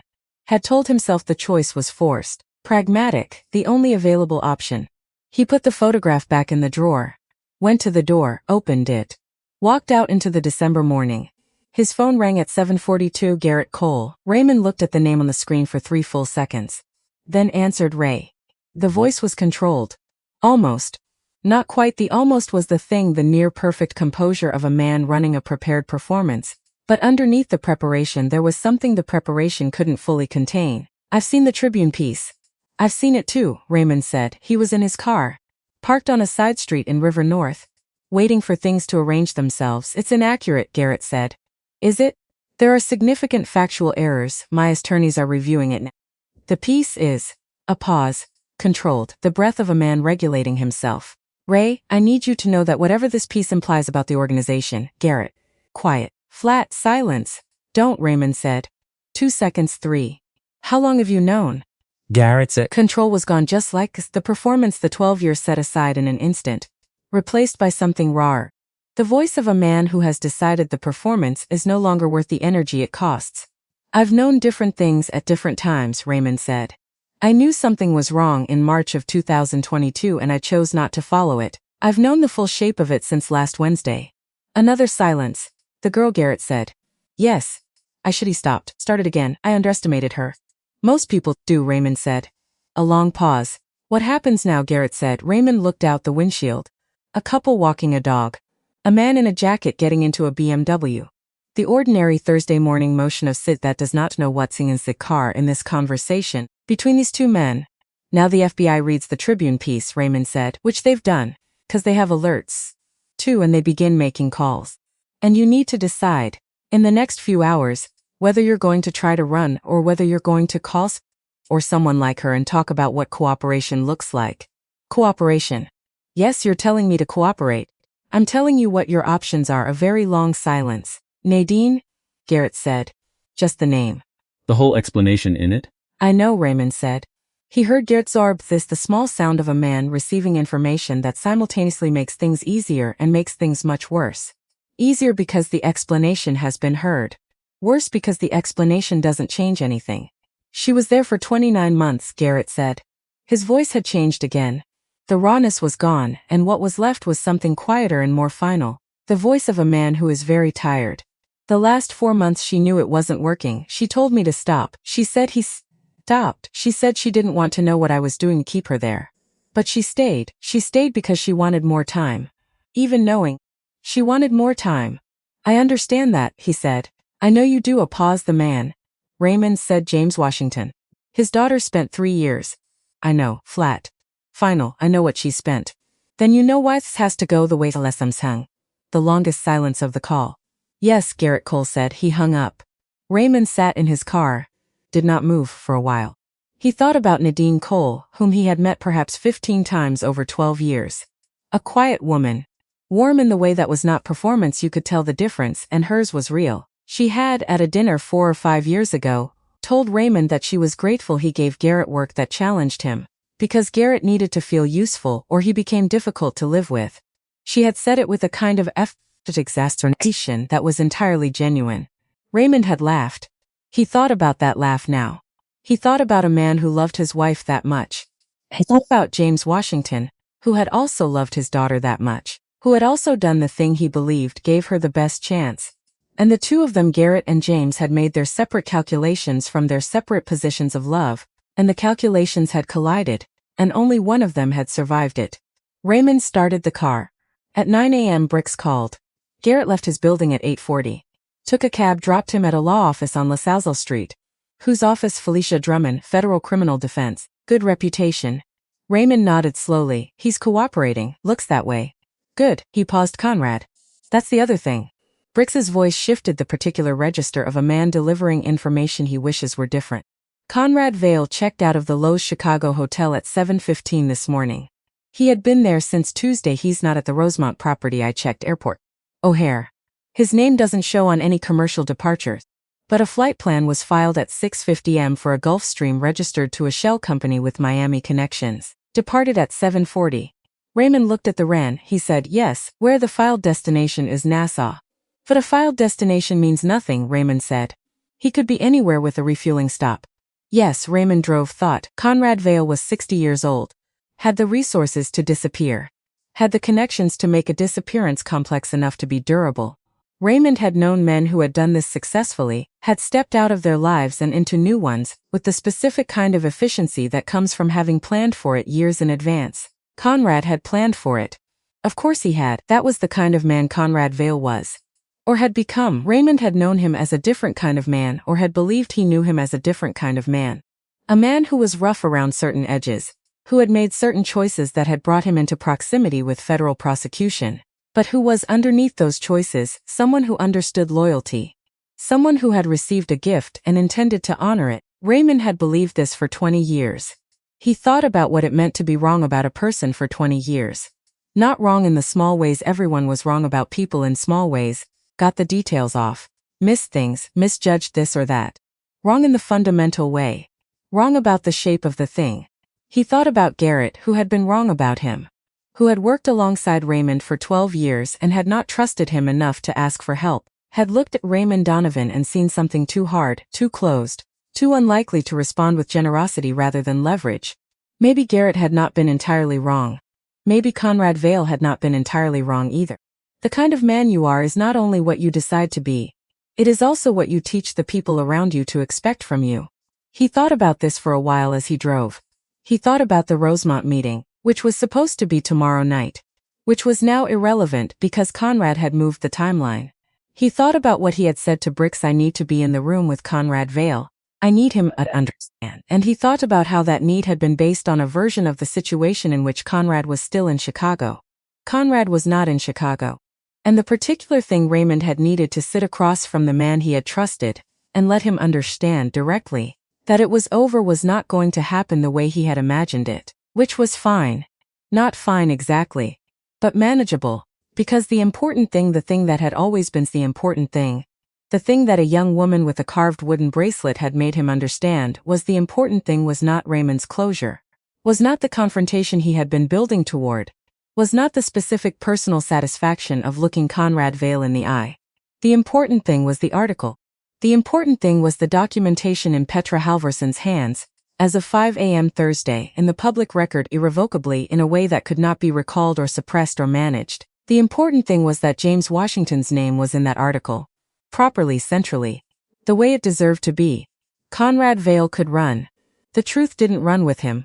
Bricks, Raymond said. Call Constance Park's office, tell her I'm coming in at 11. Understood? And Bricks, the FBI is going to want to talk to me today. Before end of day. Yes. They will.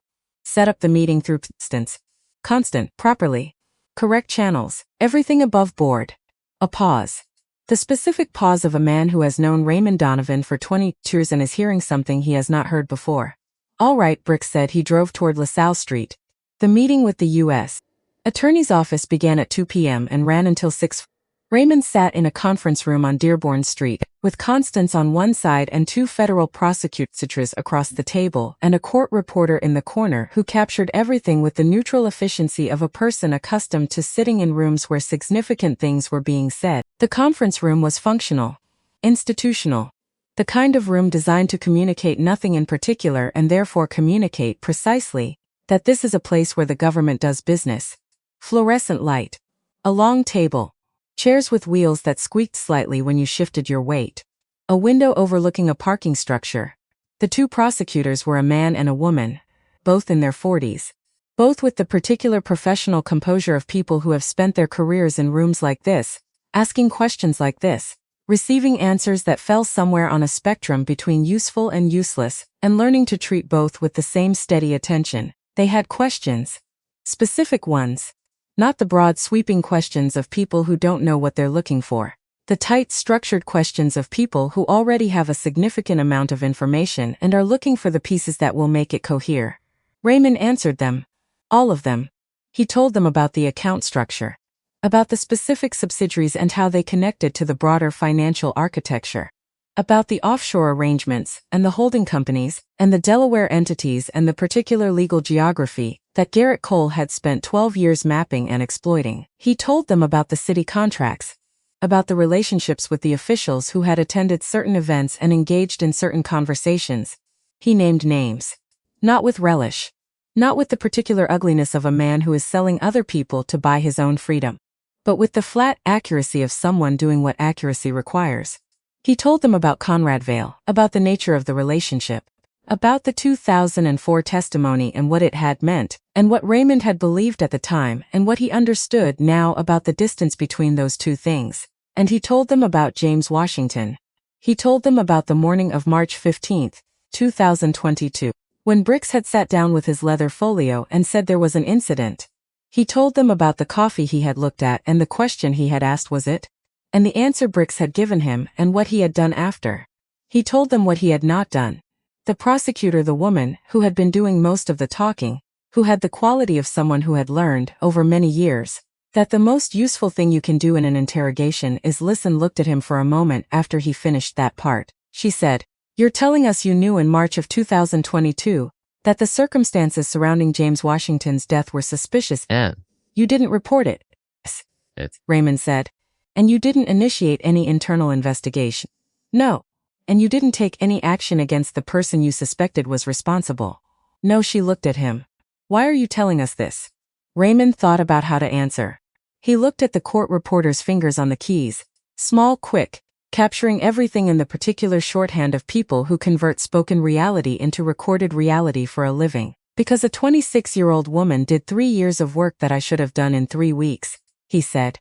"She did it correctly." She didn't cut corner Tom. She believed that the process, if properly fed the right material, would produce the right result. He paused. "She was right. I didn't want to be the reason she was wrong." The woman prosecutor looked at him for a long moment.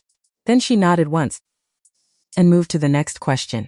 It took 4 hours and 40 minutes. He did not minimize, did not deflect, did not deploy the careful strategic amnesia that his lawyers had, in earlier years, occasionally recommended as a useful tool in conversations with federal investigators. He told them what he knew. Because James Washington had done his job correctly. And this was Raymond Donovan doing his job correctly. Which was, he understood, sitting in that conference room, watching the court reporter's fingers move across the keys, which was perhaps the first time in 25 years. Those two things had been the same job. The arrest warrant for Garrett Cole was executed at 5:15 p.m. Thursday. 2 FBI agents possessed, done correctly, legally, without drama, the specific lack of drama that the system produces when everything is properly documented and nobody is resisting. Garrett Cole was arrested in his attorney's conference room on LaSalle Street, which meant he had been there since before 9 a.m., which meant he had gone directly from his condo to his attorney, and had spent the day being debriefed, organizing his own cooperation, deciding what to give and what to hold. Raymond received this information from Bricks at 6 p.m. He was still in the conference room with Constance and the prosecutors. He read the text under the table, looked up, continued answering the question he had been in the middle of answering. Garrett Cole's arrest warrant listed 3 counts of wire fraud, 2 counts of money laundering, and 1 count of conspiracy to commit murder in the first degree. Raymond read the charge description in the late evening news coverage on his phone, sitting in his car outside Constance Park's building. Conspiracy to commit murder in the first degree, in connection with the death of James Washington, 54, of Chicago, Illinois, on or about March 14, 2022. He read it twice. Then he set his phone down. He sat in the car for a long time. The city went about its business around him. Thursday evening in Chicago, in December, the cold and the movement and the light, the restaurants filling up, the commuters heading home, the ordinary rhythm of 8 million people going about their lives without knowing or needing to know that in a conference room on Dearborn Street, a man had spent 4 hours and 40 minutes making sure that another man's death was not going to remain classified as a robbery. He sat in the car until he was ready. Then he drove home. Friday morning he slept. Actually slept, not the alert half-sleep of the past week, but something deeper and less controlled. The sleep of a body that has been running at a particular intensity, and has been given finally per 7 to stop. He woke at 7:30. Made coffee, stood at the window. As it always was. His phone showed 17 missed calls, 32 text messages, 4 emails from people whose names he recognized as associates and contacts in the various threads of the organization he had run for 25 years. All of them responding, in their various ways, to the Tribune article and the arrest and the federal investigation now officially underway. He read none of them, set the phone face down on the counter, drank his coffee. He had 1 call to make. He picked up the phone, dialed. 3 rings. Mr. Donovan. Her voice alert. She had clearly been awake. Claire. Yes, and the arrests? A pause. Not uncomfortable. The pause between 2 people who have been moving toward a moment, and have now arrived at it, and are both taking a second to register the arrival. He's in custody, she said. It names your father correctly, Raymond said. His full name. His age, the date. He paused, exactly as he deserved, a longer pause. He heard something on her end of the line. The particular quality of breathing that is not crying, but is close to it, the specific sound of someone feeling something very large pass through them and choosing to hold it, rather than release it, because the moment is too new. Okay, she said. I'm cooperating. I met with the U.S. attorney yesterday. Paused. I'll face consequences. I've accepted that. How significant, he paused. Not unsurvivable, she was quiet for a moment. I'm not sure, she said carefully. What I'm supposed to feel about that. You don't have to feel any particular thing about it, Raymond said. It's not your weight to carry. What I feel, she said, is that you did the right thing, finally, and that matters. It doesn't fix anything. But it matters. Raymond looked out the window. Your father sent you a file, he said. With a password only you would know. He did that because he trusted you to handle it correctly. Yes, he was right. A pause. He usually was, she said. That's what I wanted to say, Raymond said. That's all. Finn set the phone down, stood at the window, finished his coffee. He drove to Donovan's Chop House at 8:30 Friday morning. Not because he had been asked to. Because it was his restaurant. Because he had built it, and whatever was going to happen to it in the coming weeks and months, it was still this morning his. He parked on the north side of the building, used the back door. The restaurant was dark. The kitchen lights were on a timer and had come up at 7. Raymond had arrived between shifts after the morning cleaning crew, before the prep cooks. He stood in the kitchen doorway. The kitchen of a restaurant is a different space when it's empty. Stripped of motions and heat, and the specific human pressure of service, it becomes what it actually is: steel and tile and equipment, the infrastructure of feeding people. Honest in a way that the dining room, with its amber light and its theater of hospitality, is not quite. He walked through the kitchen, into the dining room.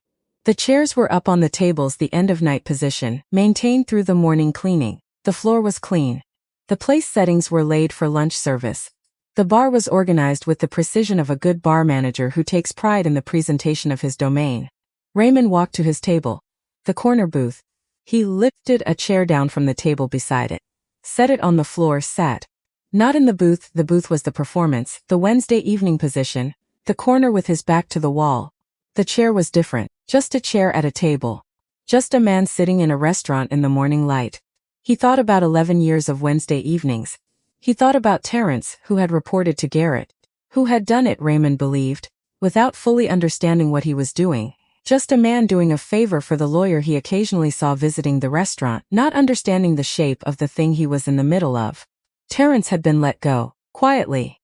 Not harshly. Raymond had asked Bricks to handle it with kindness, to make sure the severance was appropriate. Make sure the man understood that what had happened was not a personal condemnation but a structural impossibility. Terrence had worked for him for 9 years. Raymond had been told he cried when Bricks delivered the news. Not because he was afraid. Because he understood, finally, what he had been involved in. What the casual favor had been connected to. Raymond sat at the table in the empty restaurant. And he allowed himself to feel for a moment the full weight of the thing. Not guilt, or not only guilt. Something more complex. The feeling of a man looking at something he built over a very long time and seeing clearly and honestly the shape of it. The parts that were good. The parts that were not. The places where the construction had been sound, and the places where it had been compromised from the beginning. He had built something, it was going to be taken apart now. Some of it deserved to be. Some of it, the restaurant, the relationships with people who had depended on him and done their work. Honestly, some of that did not deserve what was coming to it. And that was the particular cost that the guilty pay and cannot avoid. Innocent things around them go down too. He sat with this, did not run from it, did not minimize it, just held it. The way you hold something heavy when you've decided not to set it down anymore. He sat there for a while. At 9:15 the back door opened. He heard it from the dining room. Footsteps, the particular sound of someone who knows the layout of a space. Moving with purpose and familiarity. Claire Washington appeared in the kitchen doorway. She was wearing her coat. Dark green. The same coat she'd had on the night she'd sat at his table. Her bag over one shoulder. The carved wooden bracelet on her left wrist. She looked at him. He looked at her. Hector told me you were here. Hector talks more than I'd like, Raymond said. Hector felt sorry for you sitting here alone. Hector is a good person and a terrible security professional. She walked into the dining room, did not sit, just stood looking at the space.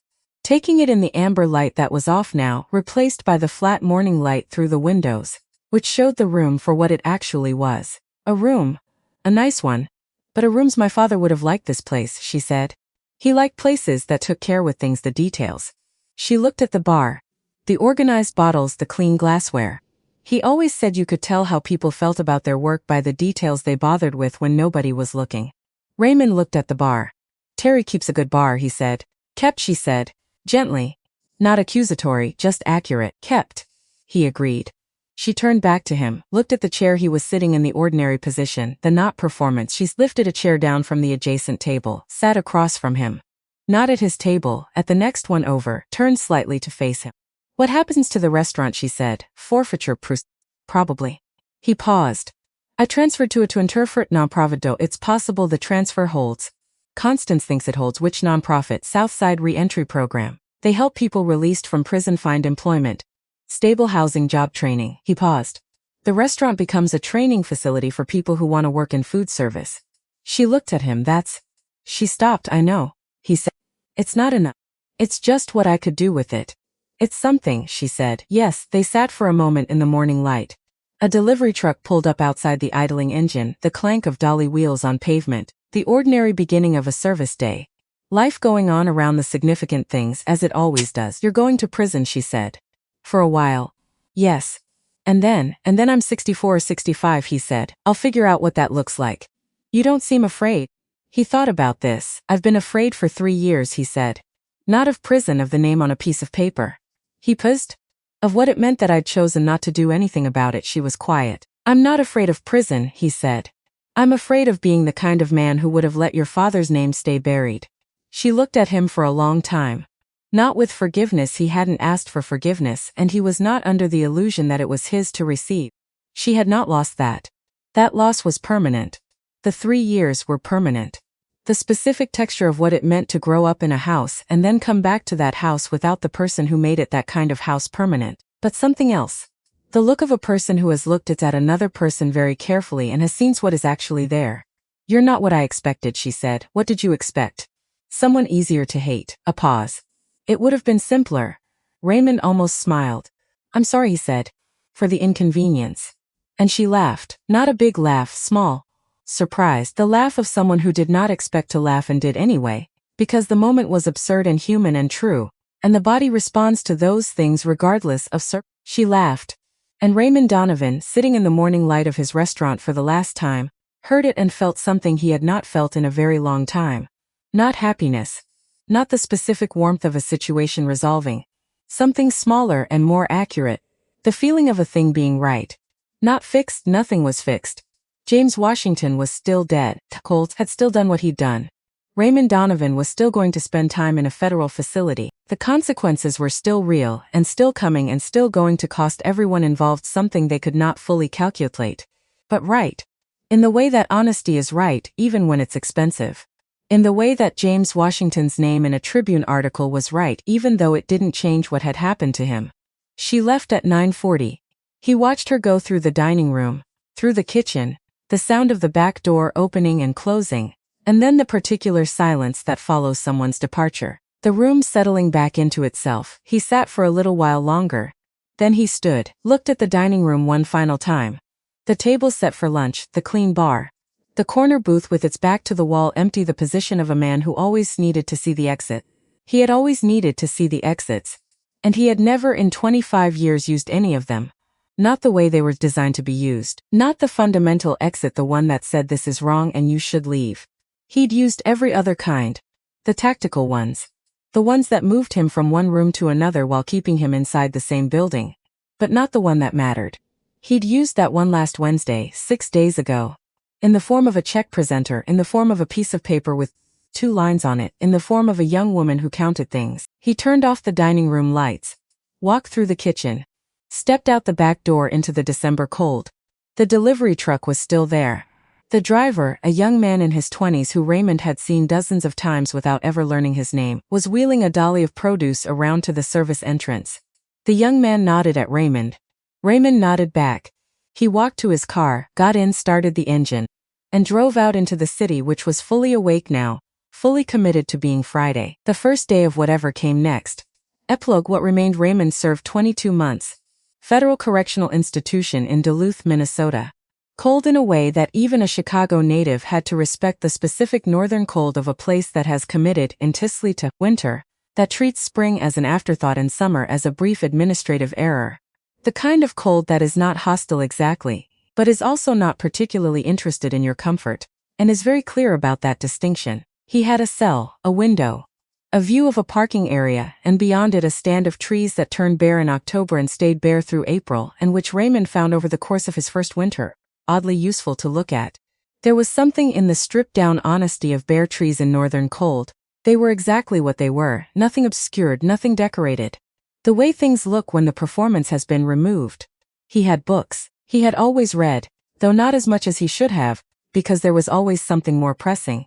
He read everything now: history, law, several novels, a biography of a Chicago architect whose work he had passed 1,000 times without ever knowing the name of the persons who designed it. He read slowly, the way he did everything that mattered. With attention. He had been assigned to the education program within his first 2 weeks. Not because he was required to, because he had asked. The education program provided GED preparation and vocational training to inmates working toward qualifications they had not had the opportunity to obtain before. Raymond had sat in on a session in his first week not to participate, just to observe, and had watched a man in his 50s working through a math worksheet with the particular concentration of someone who is doing something difficult and is doing it anyway. He had gone back the next day, and the day after. By his third week he was tutoring.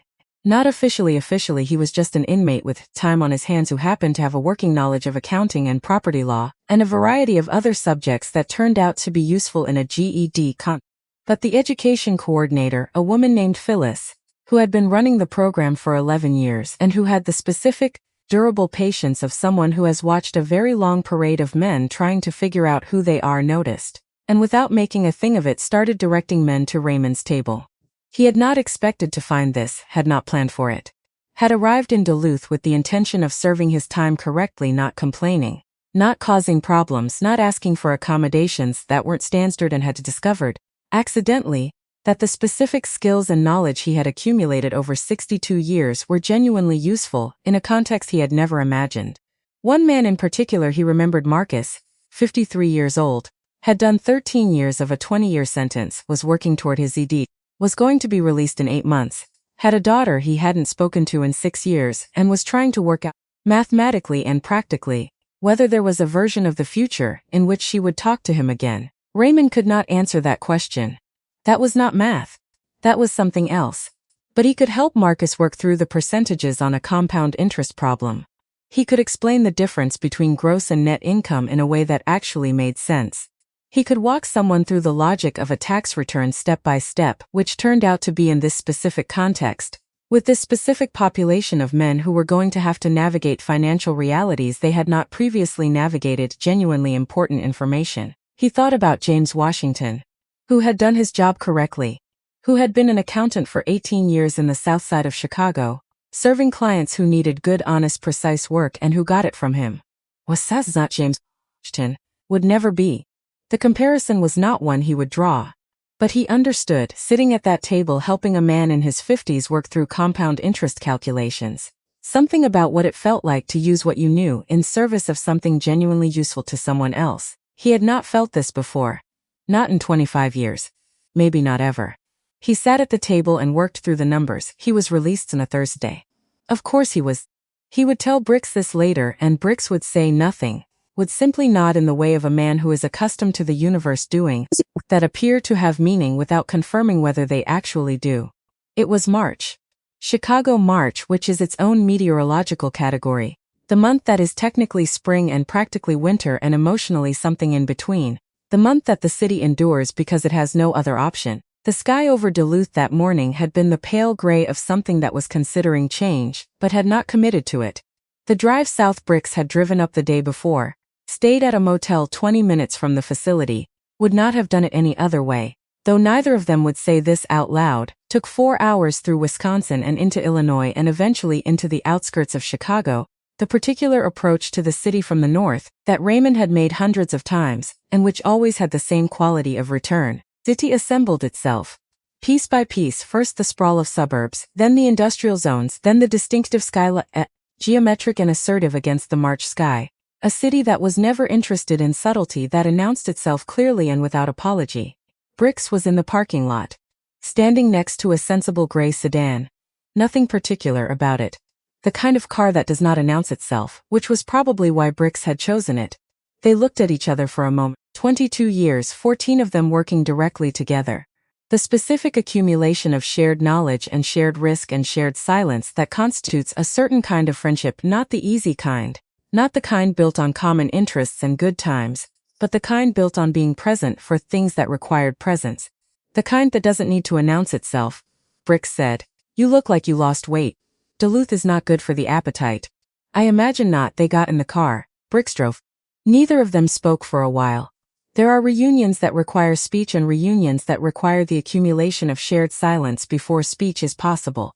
Bricks and Raymond had always been the latter. After 20 minutes, as they crossed into the city proper and the Chicago skyline assembled itself on the horizon the way it always did, assertive, geometric, enormous, Raymond said, "Tell me what I've missed." He had missed a great deal.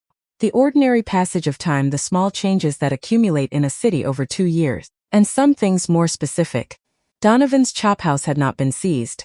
The civil forfeiture proceedings had been contested by the nonprofit's attorneys, and after 14 months of legal process, the transfer had been upheld. The restaurant was now, formally and irreversibly, the Donovan Southside Culinary Training Center, a name that Raymond found simultaneously too long and somehow right. The kind of name that a nonprofit would choose, and that a man who'd run a restaurant called Donovan's Chop House would probably find faintly comic. The training program was operating. Had placed 47 people in food service employment in its first year. Had a waiting list. Bricks told him this in the same flat factual register.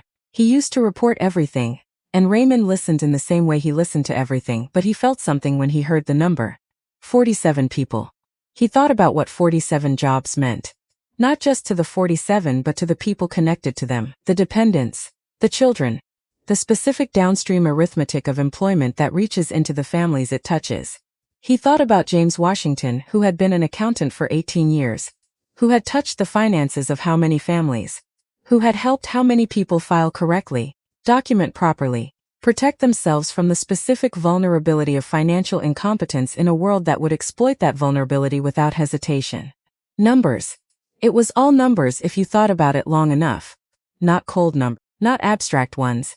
Numbers that had faces attached. Numbers that meant something because the things being counted were things that mattered. He went home, the Lincoln Park townhouse. He stood outside it for a moment before going in. Just stood on the sidewalk and looked at the facade. Brick, 3 stories, well maintained. The kind of building that a man who had spent 25 years acquiring things had chosen to actually live in, which said something about him that he had never fully articulated. He had not wanted the showiest place. Had not wanted the penthouse or the estate or the kind of address that announced its own importance. He had wanted something solid, durable, built to last. Something that felt in some modest way like home. He went inside. Ellen's organization still intact. He stood in the kitchen and looked at it, the coffee mugs arranged by size, the cabinet labeled in her handwriting, the small succulent on the windowsill that he had been watering, dutifully and without any real understanding of what he was doing, since 2017. The succulent was still alive. He did not know if this was skill or luck, or the specific resilience of succulents in the face of negligent care. He suspected luck. He suspected that the succulent had survived not because of anything he had done, but because succulents are designed to survive conditions that would kill something less adapted. Which was perhaps a kind of lesson, though he was not going to press it too hard.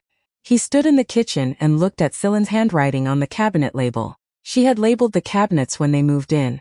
31 years ago, with a specific kind of optimism, the optimism of a woman who believed that clear labeling was the foundation of a well-organized life, and who extended this belief to every domain she occupied. The label on this cabinet had faded, but it was still legible. It would probably be legible for a very long time. Not changed it. He had not changed any of it. Had been living for 7 years in the precise organization that Ellen had established, which was either a tribute or an avoidance and was probably both. He made coffee, stood at the window. The city was there, had been there, would continue to be. He was 64 years old. His money, what remained of it after forfeiture and legal fees, was sufficient. The specific sufficiency of a man who no longer needed to fund an operation. He had no organization, had no structure, had no Wednesday evening to preside over and no corner booth and no back to the wall. He had a kitchen, a window, a succulent. Ellen's handwriting on a cabinet label. It was enough to start with. He stood there for a while. Then he went to the bedroom. The dresser. The top right drawer. The photograph of his father, 992. The commendation certificate. the beaming pride of a man whose son had done something that justified every sacrifice the father ever made. He looked at it for a long time. His father had believed, with the particular stubborn certainty of a man who has seen plenty of reasons not to believe, that the world could be made better by people who chose to be honest in it. He had held that belief for 68 years, through everything that the South Side of Chicago in the latter half of the 20th century had offered as evidence against it, and he had died holding it. Raymond had chosen at some point to stop being that kind of person, to tell himself the choice was forced, pragmatic, necessary. He was not going to tell himself that anymore. He put the photograph in his breast pocket, next to the photograph of Ellen. Next to the folded piece of paper he had kept it, all this time, through the legal process and the federal facility and everything in between the small piece of paper with the 2 lines. James Washington, March 14, 2022. He put them all in his pocket, against his chest where the things that mattered lived. 3 days after Raymond's release on a Sunday afternoon, his phone rang. He did not recognize the number. He answered anyway, because he had decided in Duluth that he was going to stop calibrating who he allowed to reach him. Mr. Tunnin. A voice he recognized immediately, though he had not heard it in over 2 years. Claire. I heard you were back, she said. News travels bricks, she said. Hector, he said. A brief pause, and then she laughed, the same small surprise left from the restaurant that morning in March before everything began to move. I wanted to tell you something, she said. Tell me. I passed the bar. 8 months. A pause. I'm with the Cook County State's Attorney's Office. I started in November. Raymond sat down. He was in the kitchen, the Sunday afternoon light coming through the window. Which division? He said. Felony review. For now. I'm hoping to move to homicide prosecution in about a year. He was quiet for a moment. Your father would. He stopped. I know, she said. He would. He sat with that. You're going to be good at it, he said. I'm going to try, she said. Which is, I think that's what he would have said. Try, do the work, follow the numbers. Don't let the people around the numbers confuse you. He was right about that. He usually was. Raymond looked out the window. The city, which was not his anymore, not in the way it had been, but his in the older way, the original way. The way of a man who was born in it and would die in it, and in between had loved it even when he was making it worse. I'm glad you called, he said. I'm glad you answered, she said. She hung up. He sat at the kitchen table for a long time. The light moved slowly across the floor. The succulent on the windowsill did its succulent thing, unremarkable, alive, requiring almost nothing, providing exactly what it was. He stood up, put on his coat, went outside. He walked to Donovan's Chop House. It was a Sunday. The training program ran Monday through Saturday. The building was locked. The awning was still there. The nonprofit's director had decided to keep the name. Donovan's, at least. The full name was the Training Center. But the awning said Donovan's, and the director had said that the name had equity in the neighborhood, and equity was worth keeping. Raymond had not known what to do with this information. He stood outside and looked at the awning. Donovan's. Through the window he could see the dining room, reorganized slightly from the restaurant configuration. More tables. More practical seating. The bar area converted to a demonstration kitchen where the vocational training happened. Different, but recognizable. The bones of the thing were there. The floor plan, the light, the architecture of a space built to feed people, still doing exactly that in its new light. He stood outside for a while. Did not feel the need to go in. Just looked at it.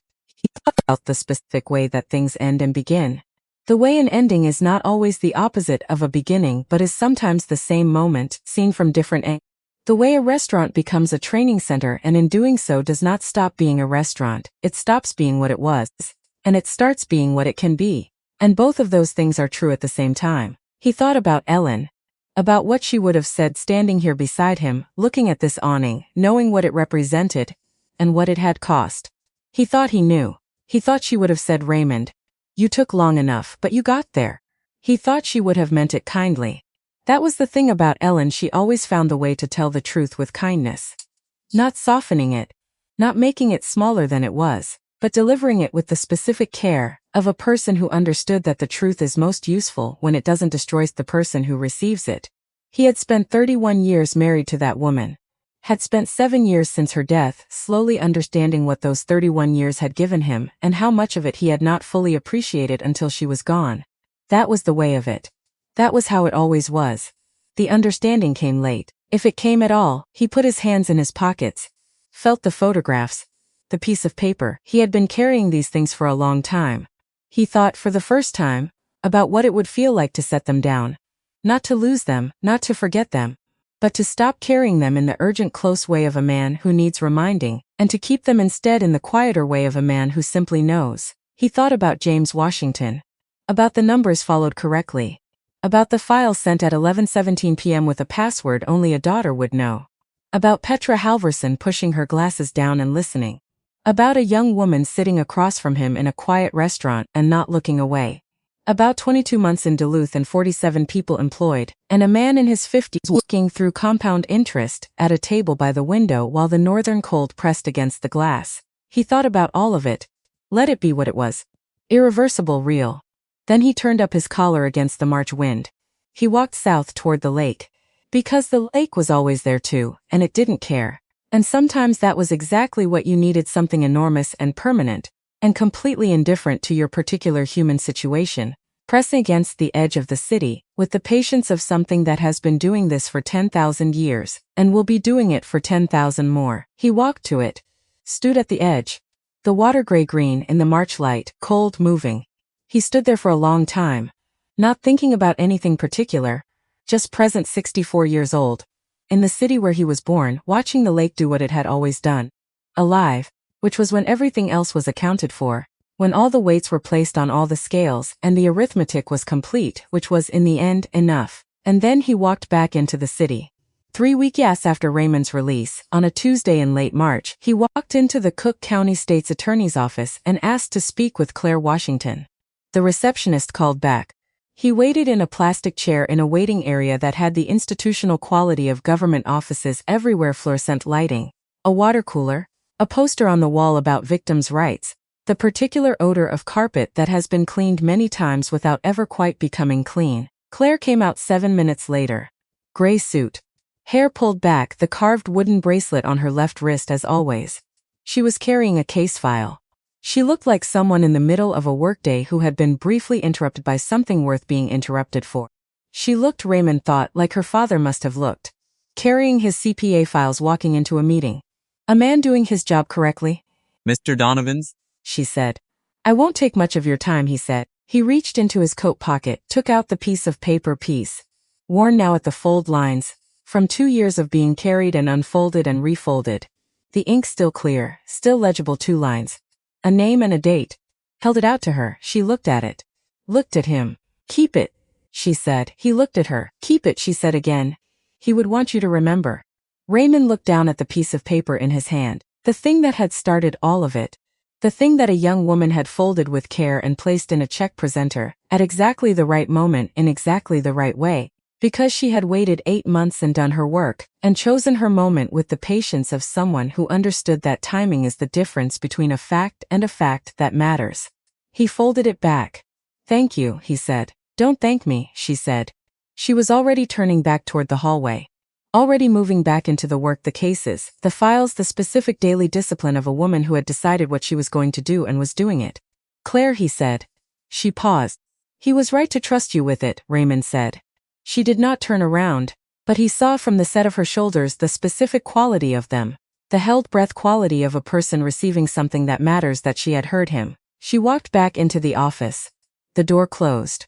Raymond stood in the waiting area for a moment, the fluorescent light, the water cooler, the poster about victims' rights, the ordinary, unremarkable, completely real environment of people doing the work that needed doing, day after day. Without amber light or corner booths or any of the theater that power surrounds itself with to feel like more than it is. He put his coat on. Walked out of the building. Into the city. Which was there, which had always been there. Which would be there long after Raymond Donovan, long after all of them.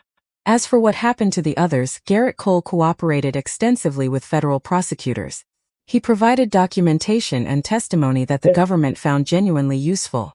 He was sentenced to 22 years on the conspiracy charge, with concurrent sentences on the fraud and laundering counts. The effective minimum with cooperation credit was 12 years.